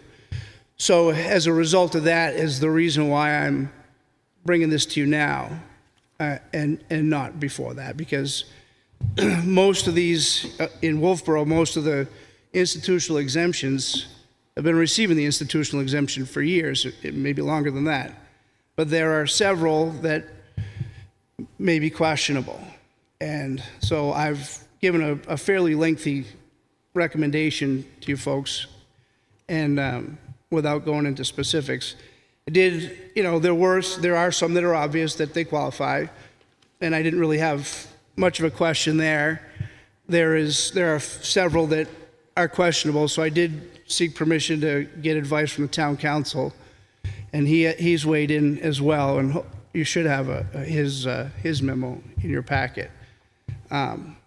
So the timing is much less than ideal, because we're going to be submitting our MS1 by the end of the month, and that's got to happen before you get your tax rate. So what I've given you, what I've prepared, and this is part of the BTLA's guidance, is a procedural policy on how we're going to handle the institutional exemptions on an annual basis. What we didn't do prior, which the expectation is that we do in the future, is make sure that we have mission statements and articles of incorporation, that they're still doing business as a charity on file. Make sure that we have the necessary paperwork, review the necessary paperwork thoroughly. In some cases, if there's officers or members of the boards of these charitable institutions that are receiving any money, that disqualifies them. And so that the law says they can't have any pecuniary benefits is one of the requirements. And that's not the case. It's a rare case, but it does happen. So we'll be looking for those types of things. And then additionally, they expect us to do a site visit annually to each property to make sure that the property in question is being used for its stated charitable purpose. So for example, if you have a house of worship and the basement is being rented out to, somebody's office or something like that, that can't be exempt. So you'd have to prorate that value, or whatever. If they rented it out to an entity that would otherwise be exempt, then we would just need the paperwork from that entity as well, and that would be fine in that case. Unfortunately, in the memo from the town attorney is some of these in question, we really don't have enough information. So the guidance from the BTLA tells us that if we don't have enough information, we should deny it. And in the way the timing is now, we can obtain that information, but what would have to happen this year is if there was any that we decided to change the exemption status, those folks, if they felt they were aggrieved, would file for abatement, and that would give us time to go through all that process. If we decided that they were in fact exempt for 2022, we could give them an abatement, and we would also probably take care of 2023 at the same time at this point, and move forward. The Supreme Court recently, in February 2021, started and came down with a decision. It was the New London Hospital Association versus Newport. And in that case, New London Hospital bought the old Newport Hospital. So New London Hospital is a hospital charity. So naturally, the old hospital in Newport's probably exempt, right? No, it's not. It's offices, it's not a hospital. But in the Supreme Court decision, they said 1 year they didn't file their paperwork timely. And they didn't say the reason why they didn't file timely was because of accident, mistake, and misfortune. So the Supreme Court said if you don't file your paperwork timely and don't convince the selectmen or assessors that you didn't file timely because of accident, mistake, or misfortune, is what the law says, then it's fatal. So in this particular case, there was 4 years under appeal.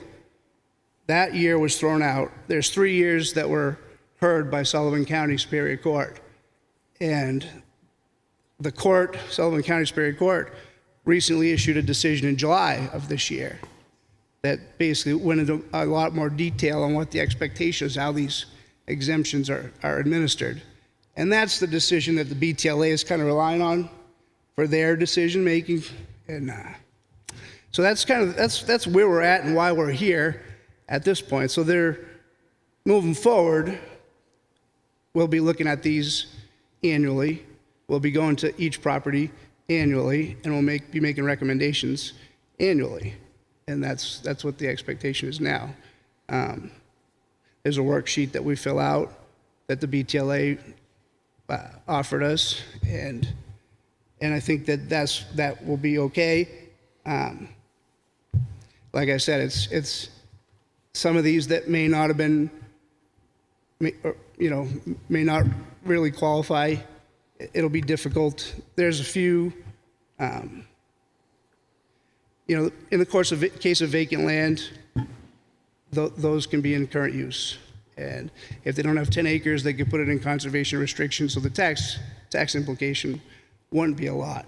The others, it's just going to have to come to reality, or I guess would be file for abatement and see what happens. I mean, I hate to take that approach, but and it's hard. It's hard to say that we've been giving you this for however long and we can't give it to you anymore. But sometimes we have to make those decisions, and that's where you come in. And so, in the case that I'm referring to, that I'm personally involved in, the Board of Tax and Land Appeals was less than complimentary to me professionally, because the selectmen didn't basically do as I recommended to them to. But I don't take it personally if you don't take my advice. I think it's my job to give you advice, and you can take it and do with it as you see fit. But I think that I would have been remiss if I didn't bring this to you now, because you haven't run your MS1 yet. You haven't set your tax rate, so there is technically time to do this.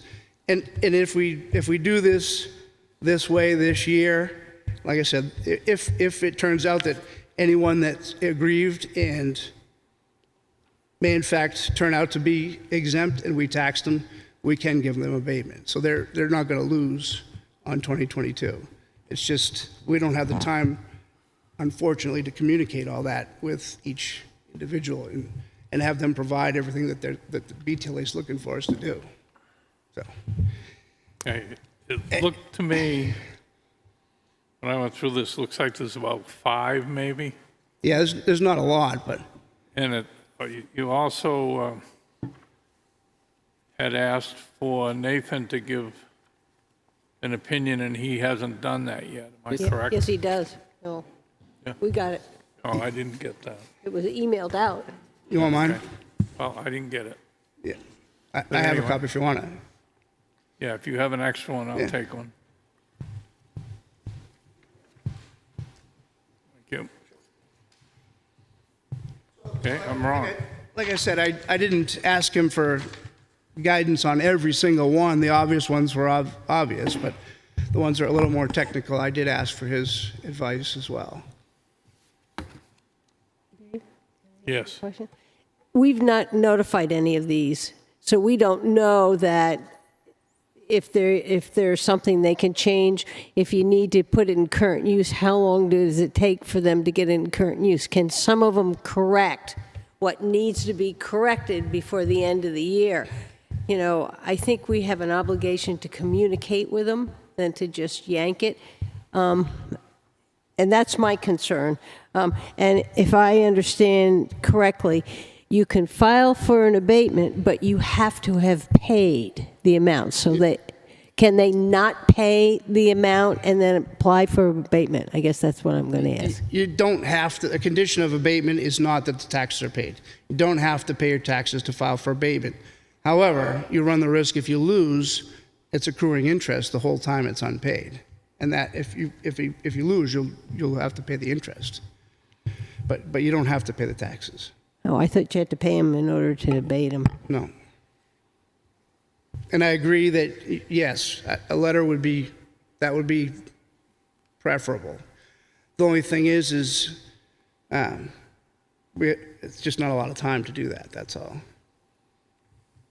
I'm not comfortable as a member of the Board of Selectmen to just do this without at least sending a letter out to them before. We can it's send done. letters out tomorrow, but it just doesn't give us a lot of time to get responses. I think we should, if there's a drop dead date, we need to know what that drop dead date is, and I think we need to send a letter, and anybody who might be able to correct what's happened or what was said here have the opportunity to come in. And how much time do we have? A week? Is it September 30th we have to have it? Yeah.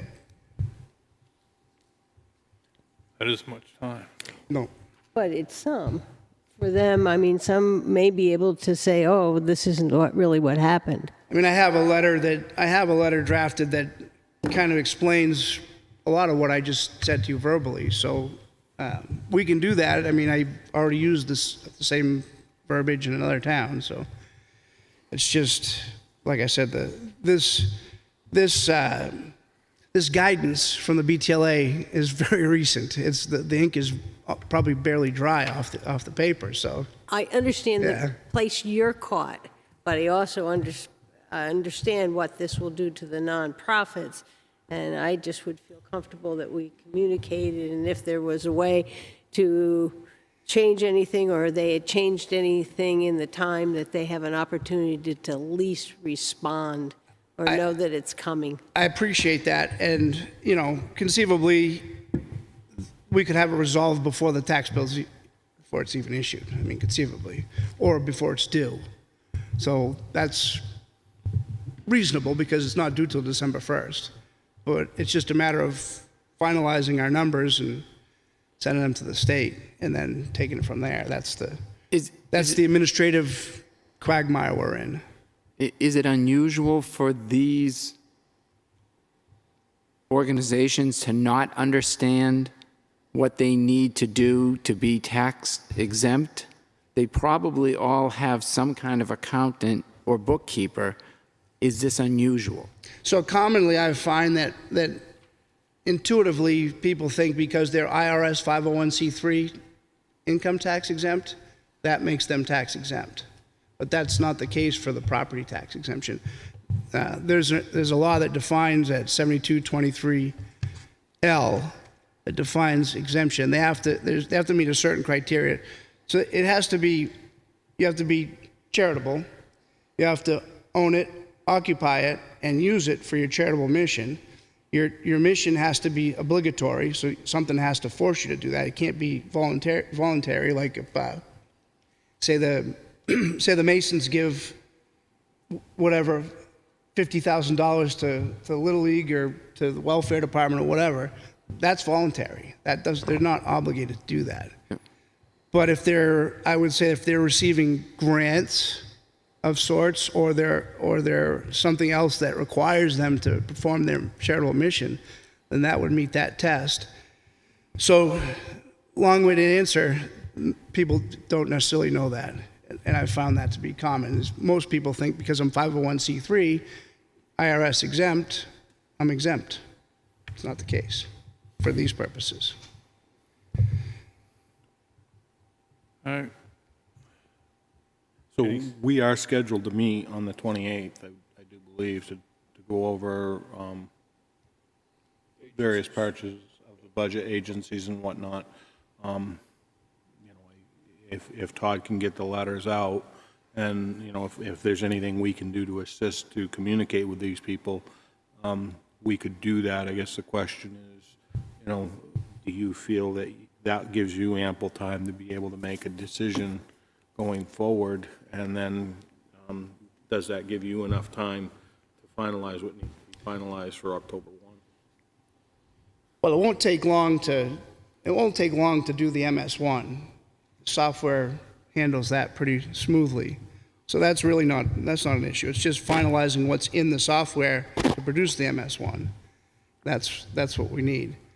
And we can submit we can release the MS1 to the state, and then you can sign it, next meeting in October or something like that. That's okay. We can upload the signatures. But I'm just looking for direction on how you want to proceed in this regard. And I think we ought to move forward. I think a letter should go out. Yep.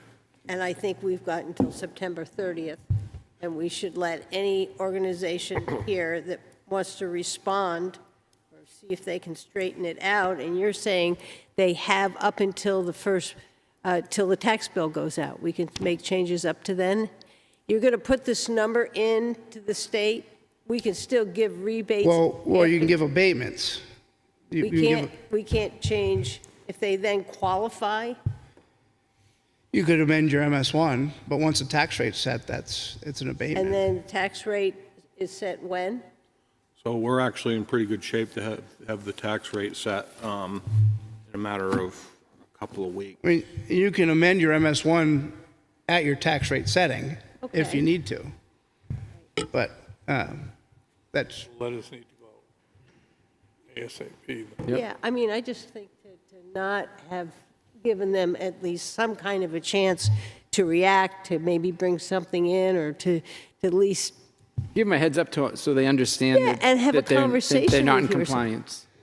Yeah. Yeah. I mean, some of these are significant, nonprofits in the area, and they will feel it. And we at least have to be willing to give them a letter and to explain to them what happened here. So we'll send them a letter and ask them to respond by within 5 days, a week, I guess. Do we have email addresses to these nonprofits? We could get something there a lot quicker through emails. Yeah, I'll have to check I don't think there's a form on there, but I'll double check, see if we have their emails. We can do that. And email's effective. So emails follow with a letter. I mean, I think we need to do something. Right, and to your point, pushing it, I think you're suggesting we give them more time, which I like that, and I think that's a common sense approach. But the BTLA has said that if you don't have all the information, to make that determination, you should make them taxable until you get it. So yeah, we can try to get it, and hopefully it comes in within a week or so. And if not, we can still work on it. And like I said, we really have effectively up until December 1st before the tax bill's due. So. And Todd, this really only impacts, 6 or 8? It's not a lot, but Nathan dealt with 9. 9, okay. So I'd see. I mean, there's 9 that we really need to make contact with immediately versus the 3 pages of Most of I had a bunch of those were okay. It's really correct. These that we need to get our things out on. Eventually, we should send it to all of them, but the process has changed, and make sure they do it. But agreed. These are the 9 that I think we need to get right away. In that packet, there's a policy, and it's spelled out what we're going to do annually. And part of that's in March, sending everyone a letter, reminding them, which we don't have to do, but reminding them your Form A9 is due April 15th, and then those that are supposed to send their financials in by June 1st, send them a letter May 1st, and so on and so forth, and then schedule the inspections and whatnot. But that's something that moving forward next year. But okay, so I will have letters sent to the ones in question tomorrow, or emails, and then we'll go from there. I know one of the nonprofits that's here is Gala, and they may want to make us talk to somebody. I spoke with someone from Gala yesterday, so yes. Was that you I spoke to? Yeah. So I have spoken to one of the parties in question. Okay, And So now there were he's 8. going to get me some things too, so. okay. Okay. Josh, did you have a question?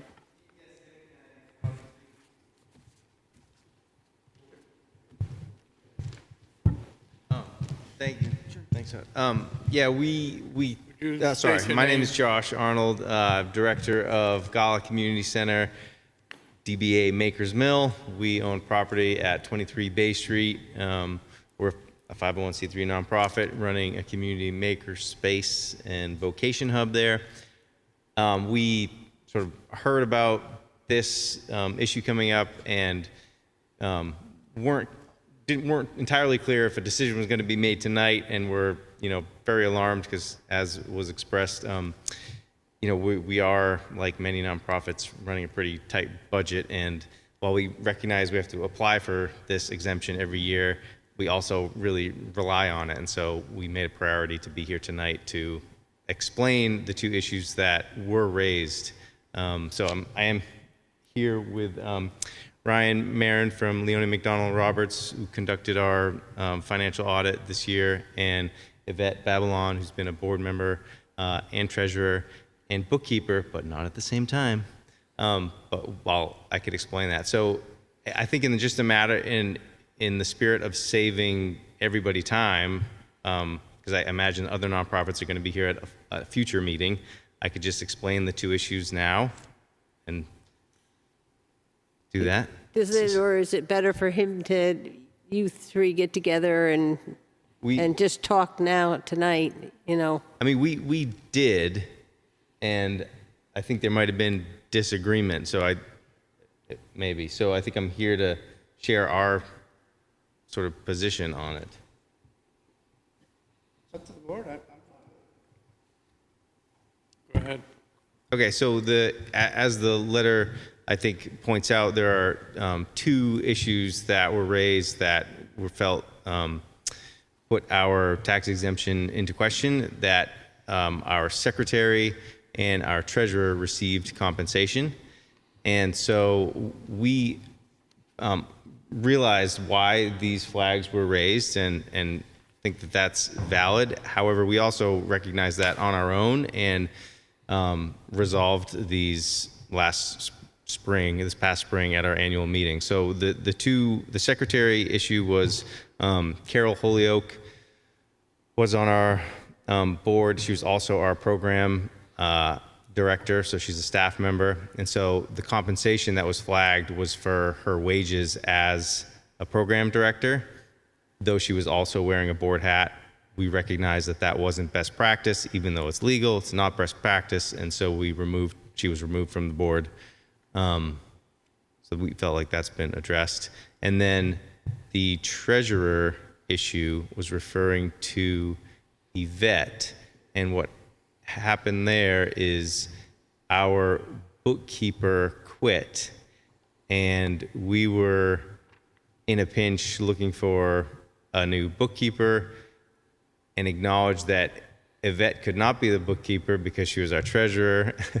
So Yvette stepped down from the treasurer role, had on her conflict of interest form, which everybody fills out annually, lists Babylon Consulting. So by the way, Yvette is a CPA. Lists Babylon Consulting. She was recused from the decision that the board made to hire her as a bookkeeper, knowing that the amount that she was asking was fair market value. So we really were very deliberate in the way that we handled that because we were aware of the conflict of interest. But so the compensation that was listed and flagged was for her bookkeeper position, not a treasurer position.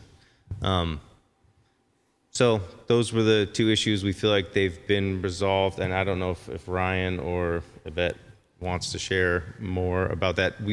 I don't know if I mentioned, we did just do, so I appreciate the scrutiny. I know that's what we can expect. I welcome the site visits. We've had a crash course in scrutiny because of some of the federal grants that we've managed this last year, which included the full audit. Anybody have any questions? Josh? Thank you. I think you need to talk to the assessor and work it out with the assessor itself, that it meets whatever box he needs checked, right? Yeah, he has some boxes he's got to feel comfortable. Okay. Okay. Okay, thank you. All right, any more questions for Todd at this point? So I think the direction is for you to go forward. Send letters and proceed. Or emails, whichever. Yeah, or correspondence, okay, all right. Todd, I think we've got some email correspondence with some of these, and I will get those to you. Okay, thank you. Dismissed? Yes, sir.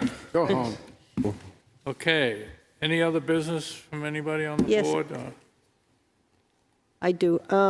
The Pickering Corners Sign Committee met, and we have done some discussing of a possible way to move forward with this, with temporary signs, and we wanted me to bring it to the board to see if this is the direction that you would like us to go. This last summer, Brewster attempted to limit the signs up on front of DeWolf Field and the monuments to only 2. There were a lot of nonprofit and a local business owner who was very upset with them. This fall, they received people coming in, and they were for 13 nonprofit organizations. So the committee looked at the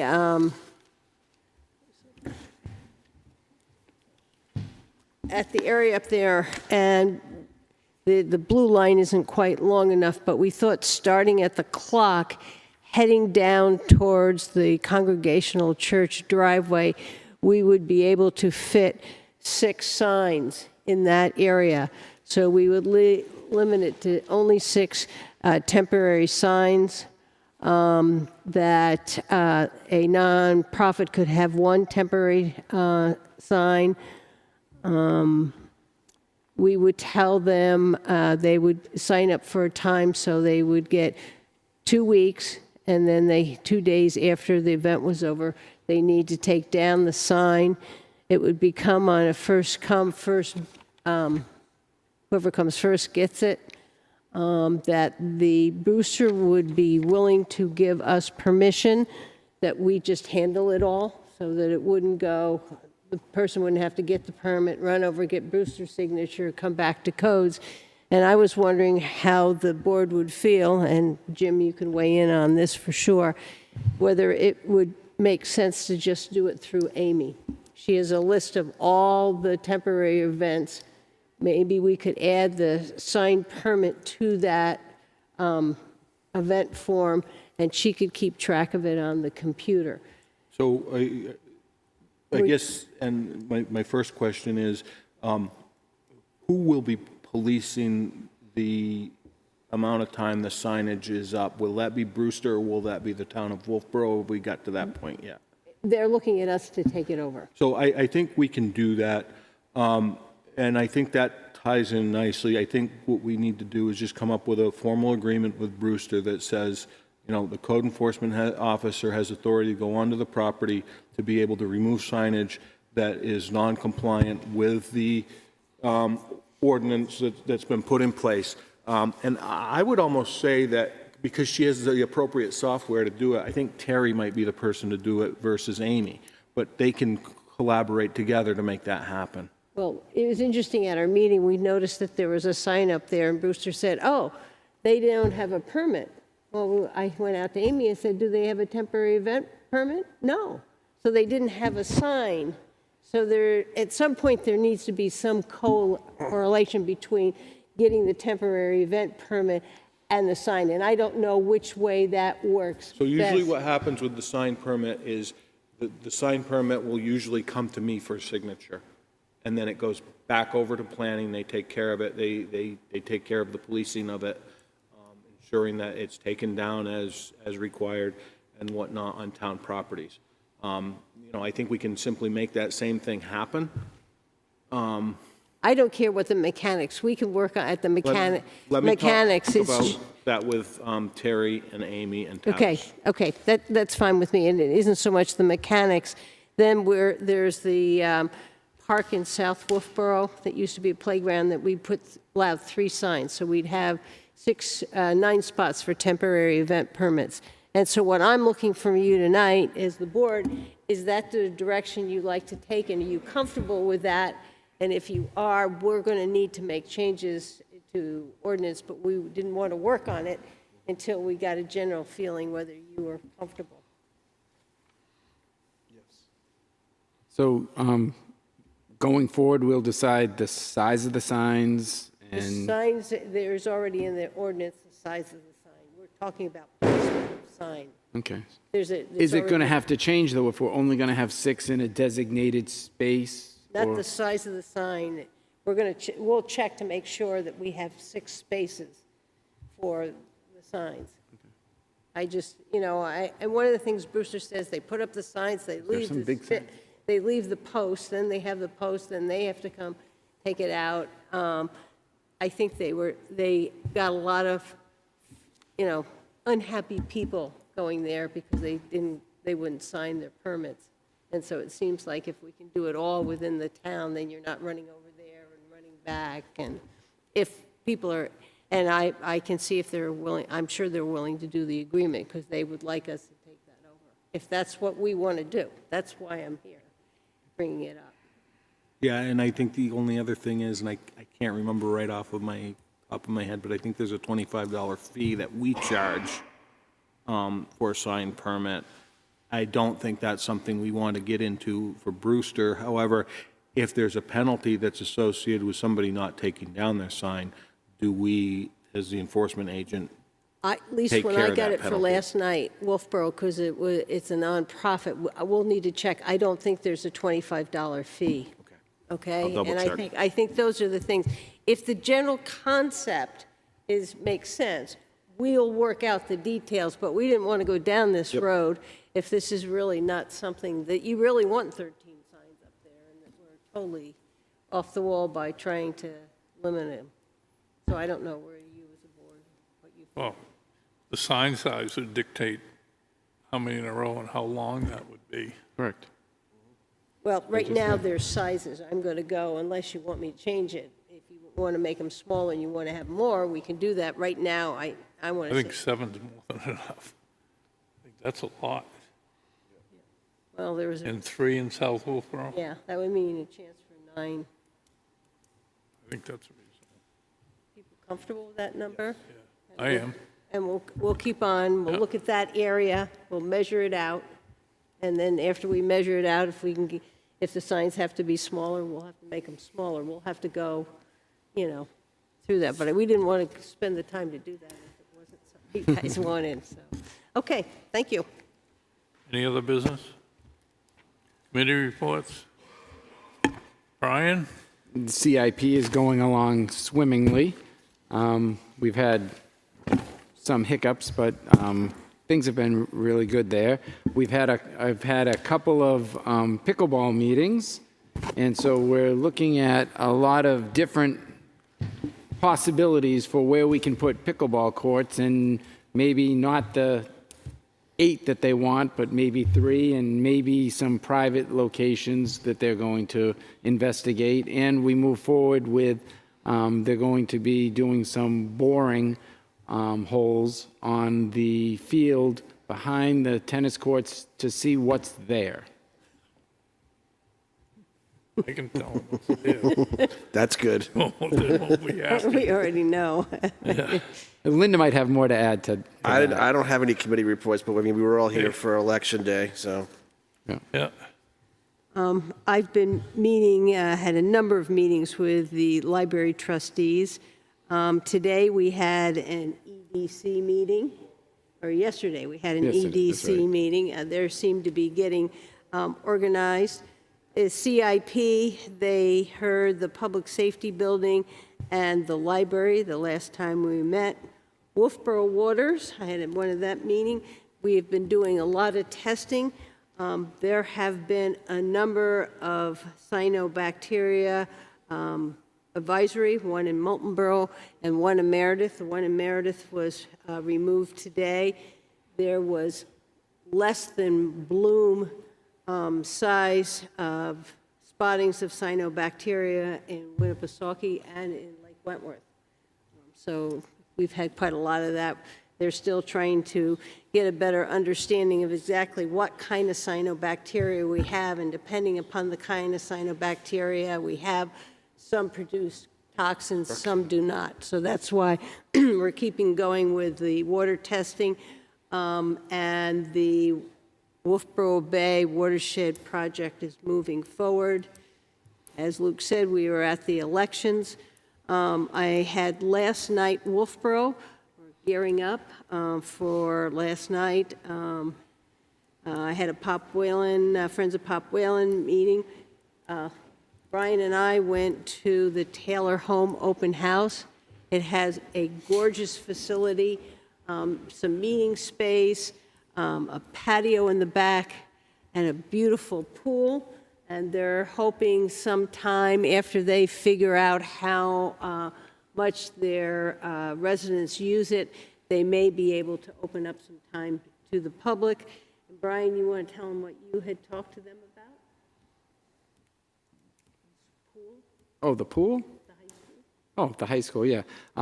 When they first started building the facility, I called them early on and said that our high school has a real hard time, because a person in town approached me whose child's on the swim team and said that they have a real hard time going all the way to Guilford and back for practices.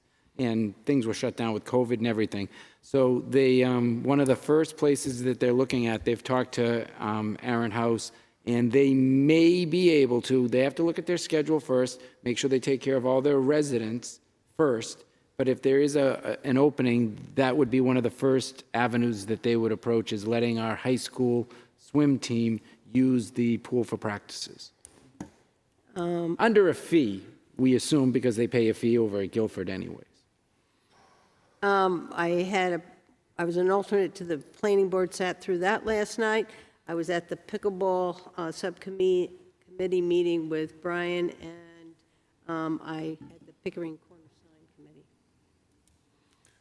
I had 2 Conservation Commission meetings, plus elections, as we all were. That's right, we were all there. It was a long day, though. Yes, it was. Brad? I had a planning board meeting last night, Wolfeboro Community TV this morning.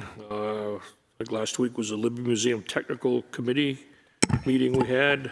We did interviews yesterday, I believe it was, for Parks and Rec for the foreman position. The elections, as everybody else mentioned, and I'm not sure we did this. I did attend a CIP meeting. I can't remember if that was before or after our last meeting or not, but I lost track of when they all fell in. It fell in this report In this time. report. Okay, I got it right then. That's it. Jim? I got to leave that CIP meeting and go on vacation. I know. Yeah, you And I came back. I need to thank Michelle Chamberlain. In my absence, she filled in as the acting town manager, and she did an outstanding job.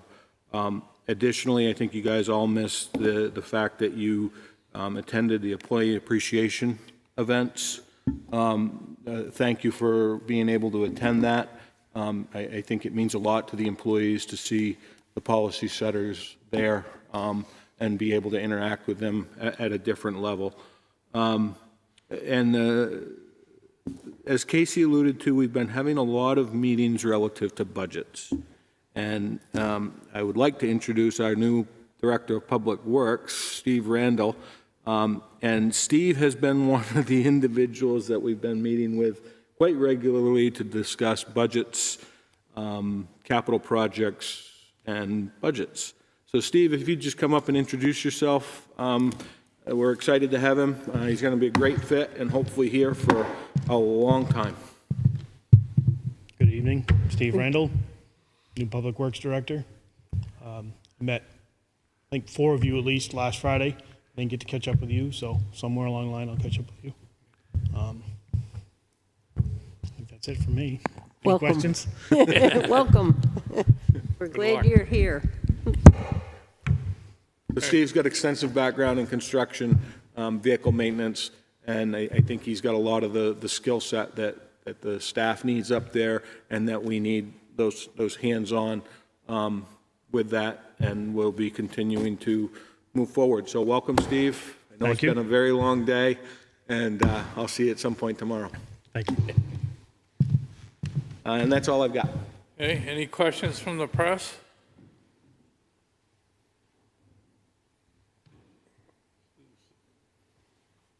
She's still with us? I don't think so. Okay. There, but I don't think she's got any questions. Public input, limited to 3 minutes. Yes, sir. Good evening. My name's Greg Lavoie. I live at 88 Ambrose Way, and I'm here tonight because I would like to express my concerns regarding the original construction of Ambrose Way, its current state, and the condition it's in for its eligibility for potential town takeover. The development was started about 18 years ago, and my understanding is when a developer wants to create a development, they has to appeal to the town, and the town sets certain requirements that have to be met in order to build a neighborhood. And I think the same thing applies with the building of the road. Well, it's my understanding now that the building of the road has never been brought up to town standards, and the initial agreement between the developer and the town was that that's exactly what he was going to do, was to build a road that met the Wolfeboro town standards so that it could be eventually turned over to the town. Now, also, the developer has been selling the lots right up to this day, and the covenant, the declaration of restricted covenants is referenced in the warranty deeds, and it clearly states that the road would be built to the standards of the town so it could be turned over. Now, the residents of the neighborhood are being told that that's not the case, the road doesn't meet the standards, and the neighborhood is being expected to cover the costs to bring the road up to the standards that would be acceptable to the town. Now, I am appealing to the Board of Selectmen that I think that there was an initial contract between the town and the developer to build the road to these standards. So I think that I would assume that the town has an obligation to see that the developer meets his commitment to build the road to those standards.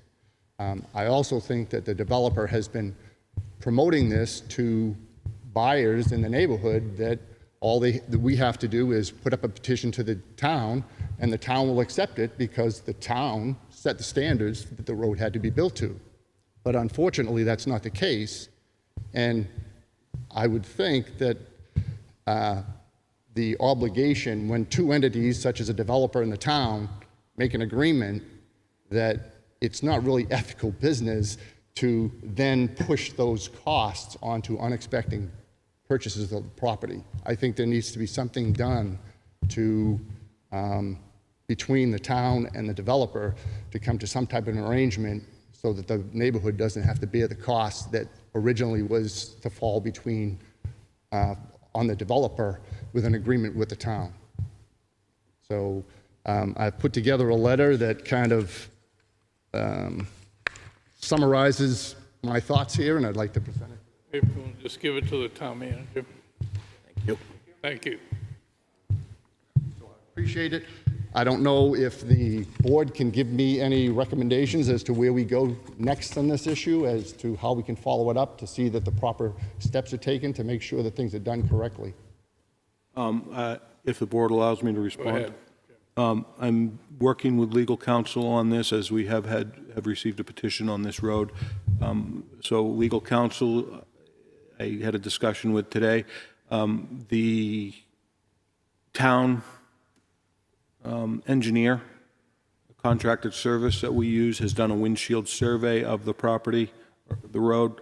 From this point, all I can really say is I'm working to schedule a meeting to get legal and the engineer into the same room with myself so that we can develop a plan to come to the Board of Selectmen with a solution that is legal and that meets the needs of everybody. Okay.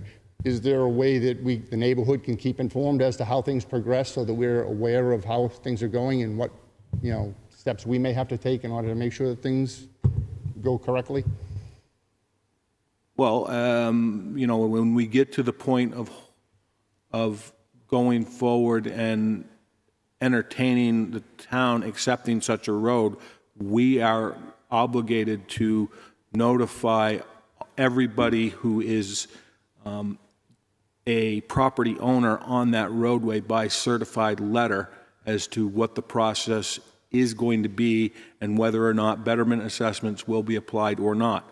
Don't know yet. It's too early to tell.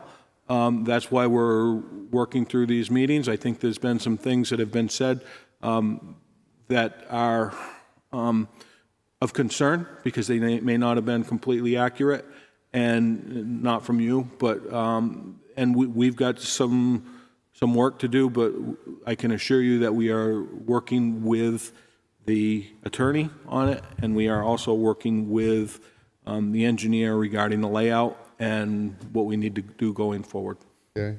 My concern is that I don't want to get to the situation to get to the point where the town comes back to us and says that the neighborhood has to cover these costs, and we have no means of taking it any further. I think the development is coming to a close, and the developer is the current owner of the deed to the road, and I understand that he wants to try and wrap things up. So we don't want to get, if there's time for negotiation and solving this so that the neighborhood doesn't have to bear the costs, I'd like to work it out as soon as we can so that we don't get stuck in a situation where we're hit with costs that we never expected.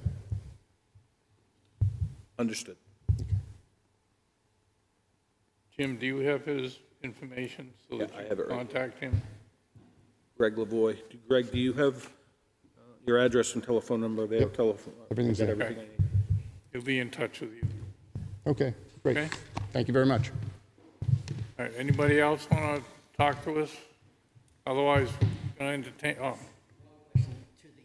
Town Manager Bernie Walensky, 188 Ambrose. You mentioned the word, you have a petition already. We were told that to start this ball rolling, we needed a certain percentage of the owners to start the petition and sign for it. Is that a different procedure? So that, again, is something that is not accurate. By statute, all we need is a petition from one person. If we were to come to you and say that we are going to have a betterment assessment that applies to this, and this betterment assessment goes for 10 years, and it's going to cost X number of dollars, 50% of the people on that property have to petition, no, we don't want it. So a petition can be made by one individual. Thank you. okay. I'm going to entertain a motion to go into non-public. Second? I'll second it. Okay, all those in favor? Yes. Yes. Yes. Yes. Okay, we're going into non-public. Thank you.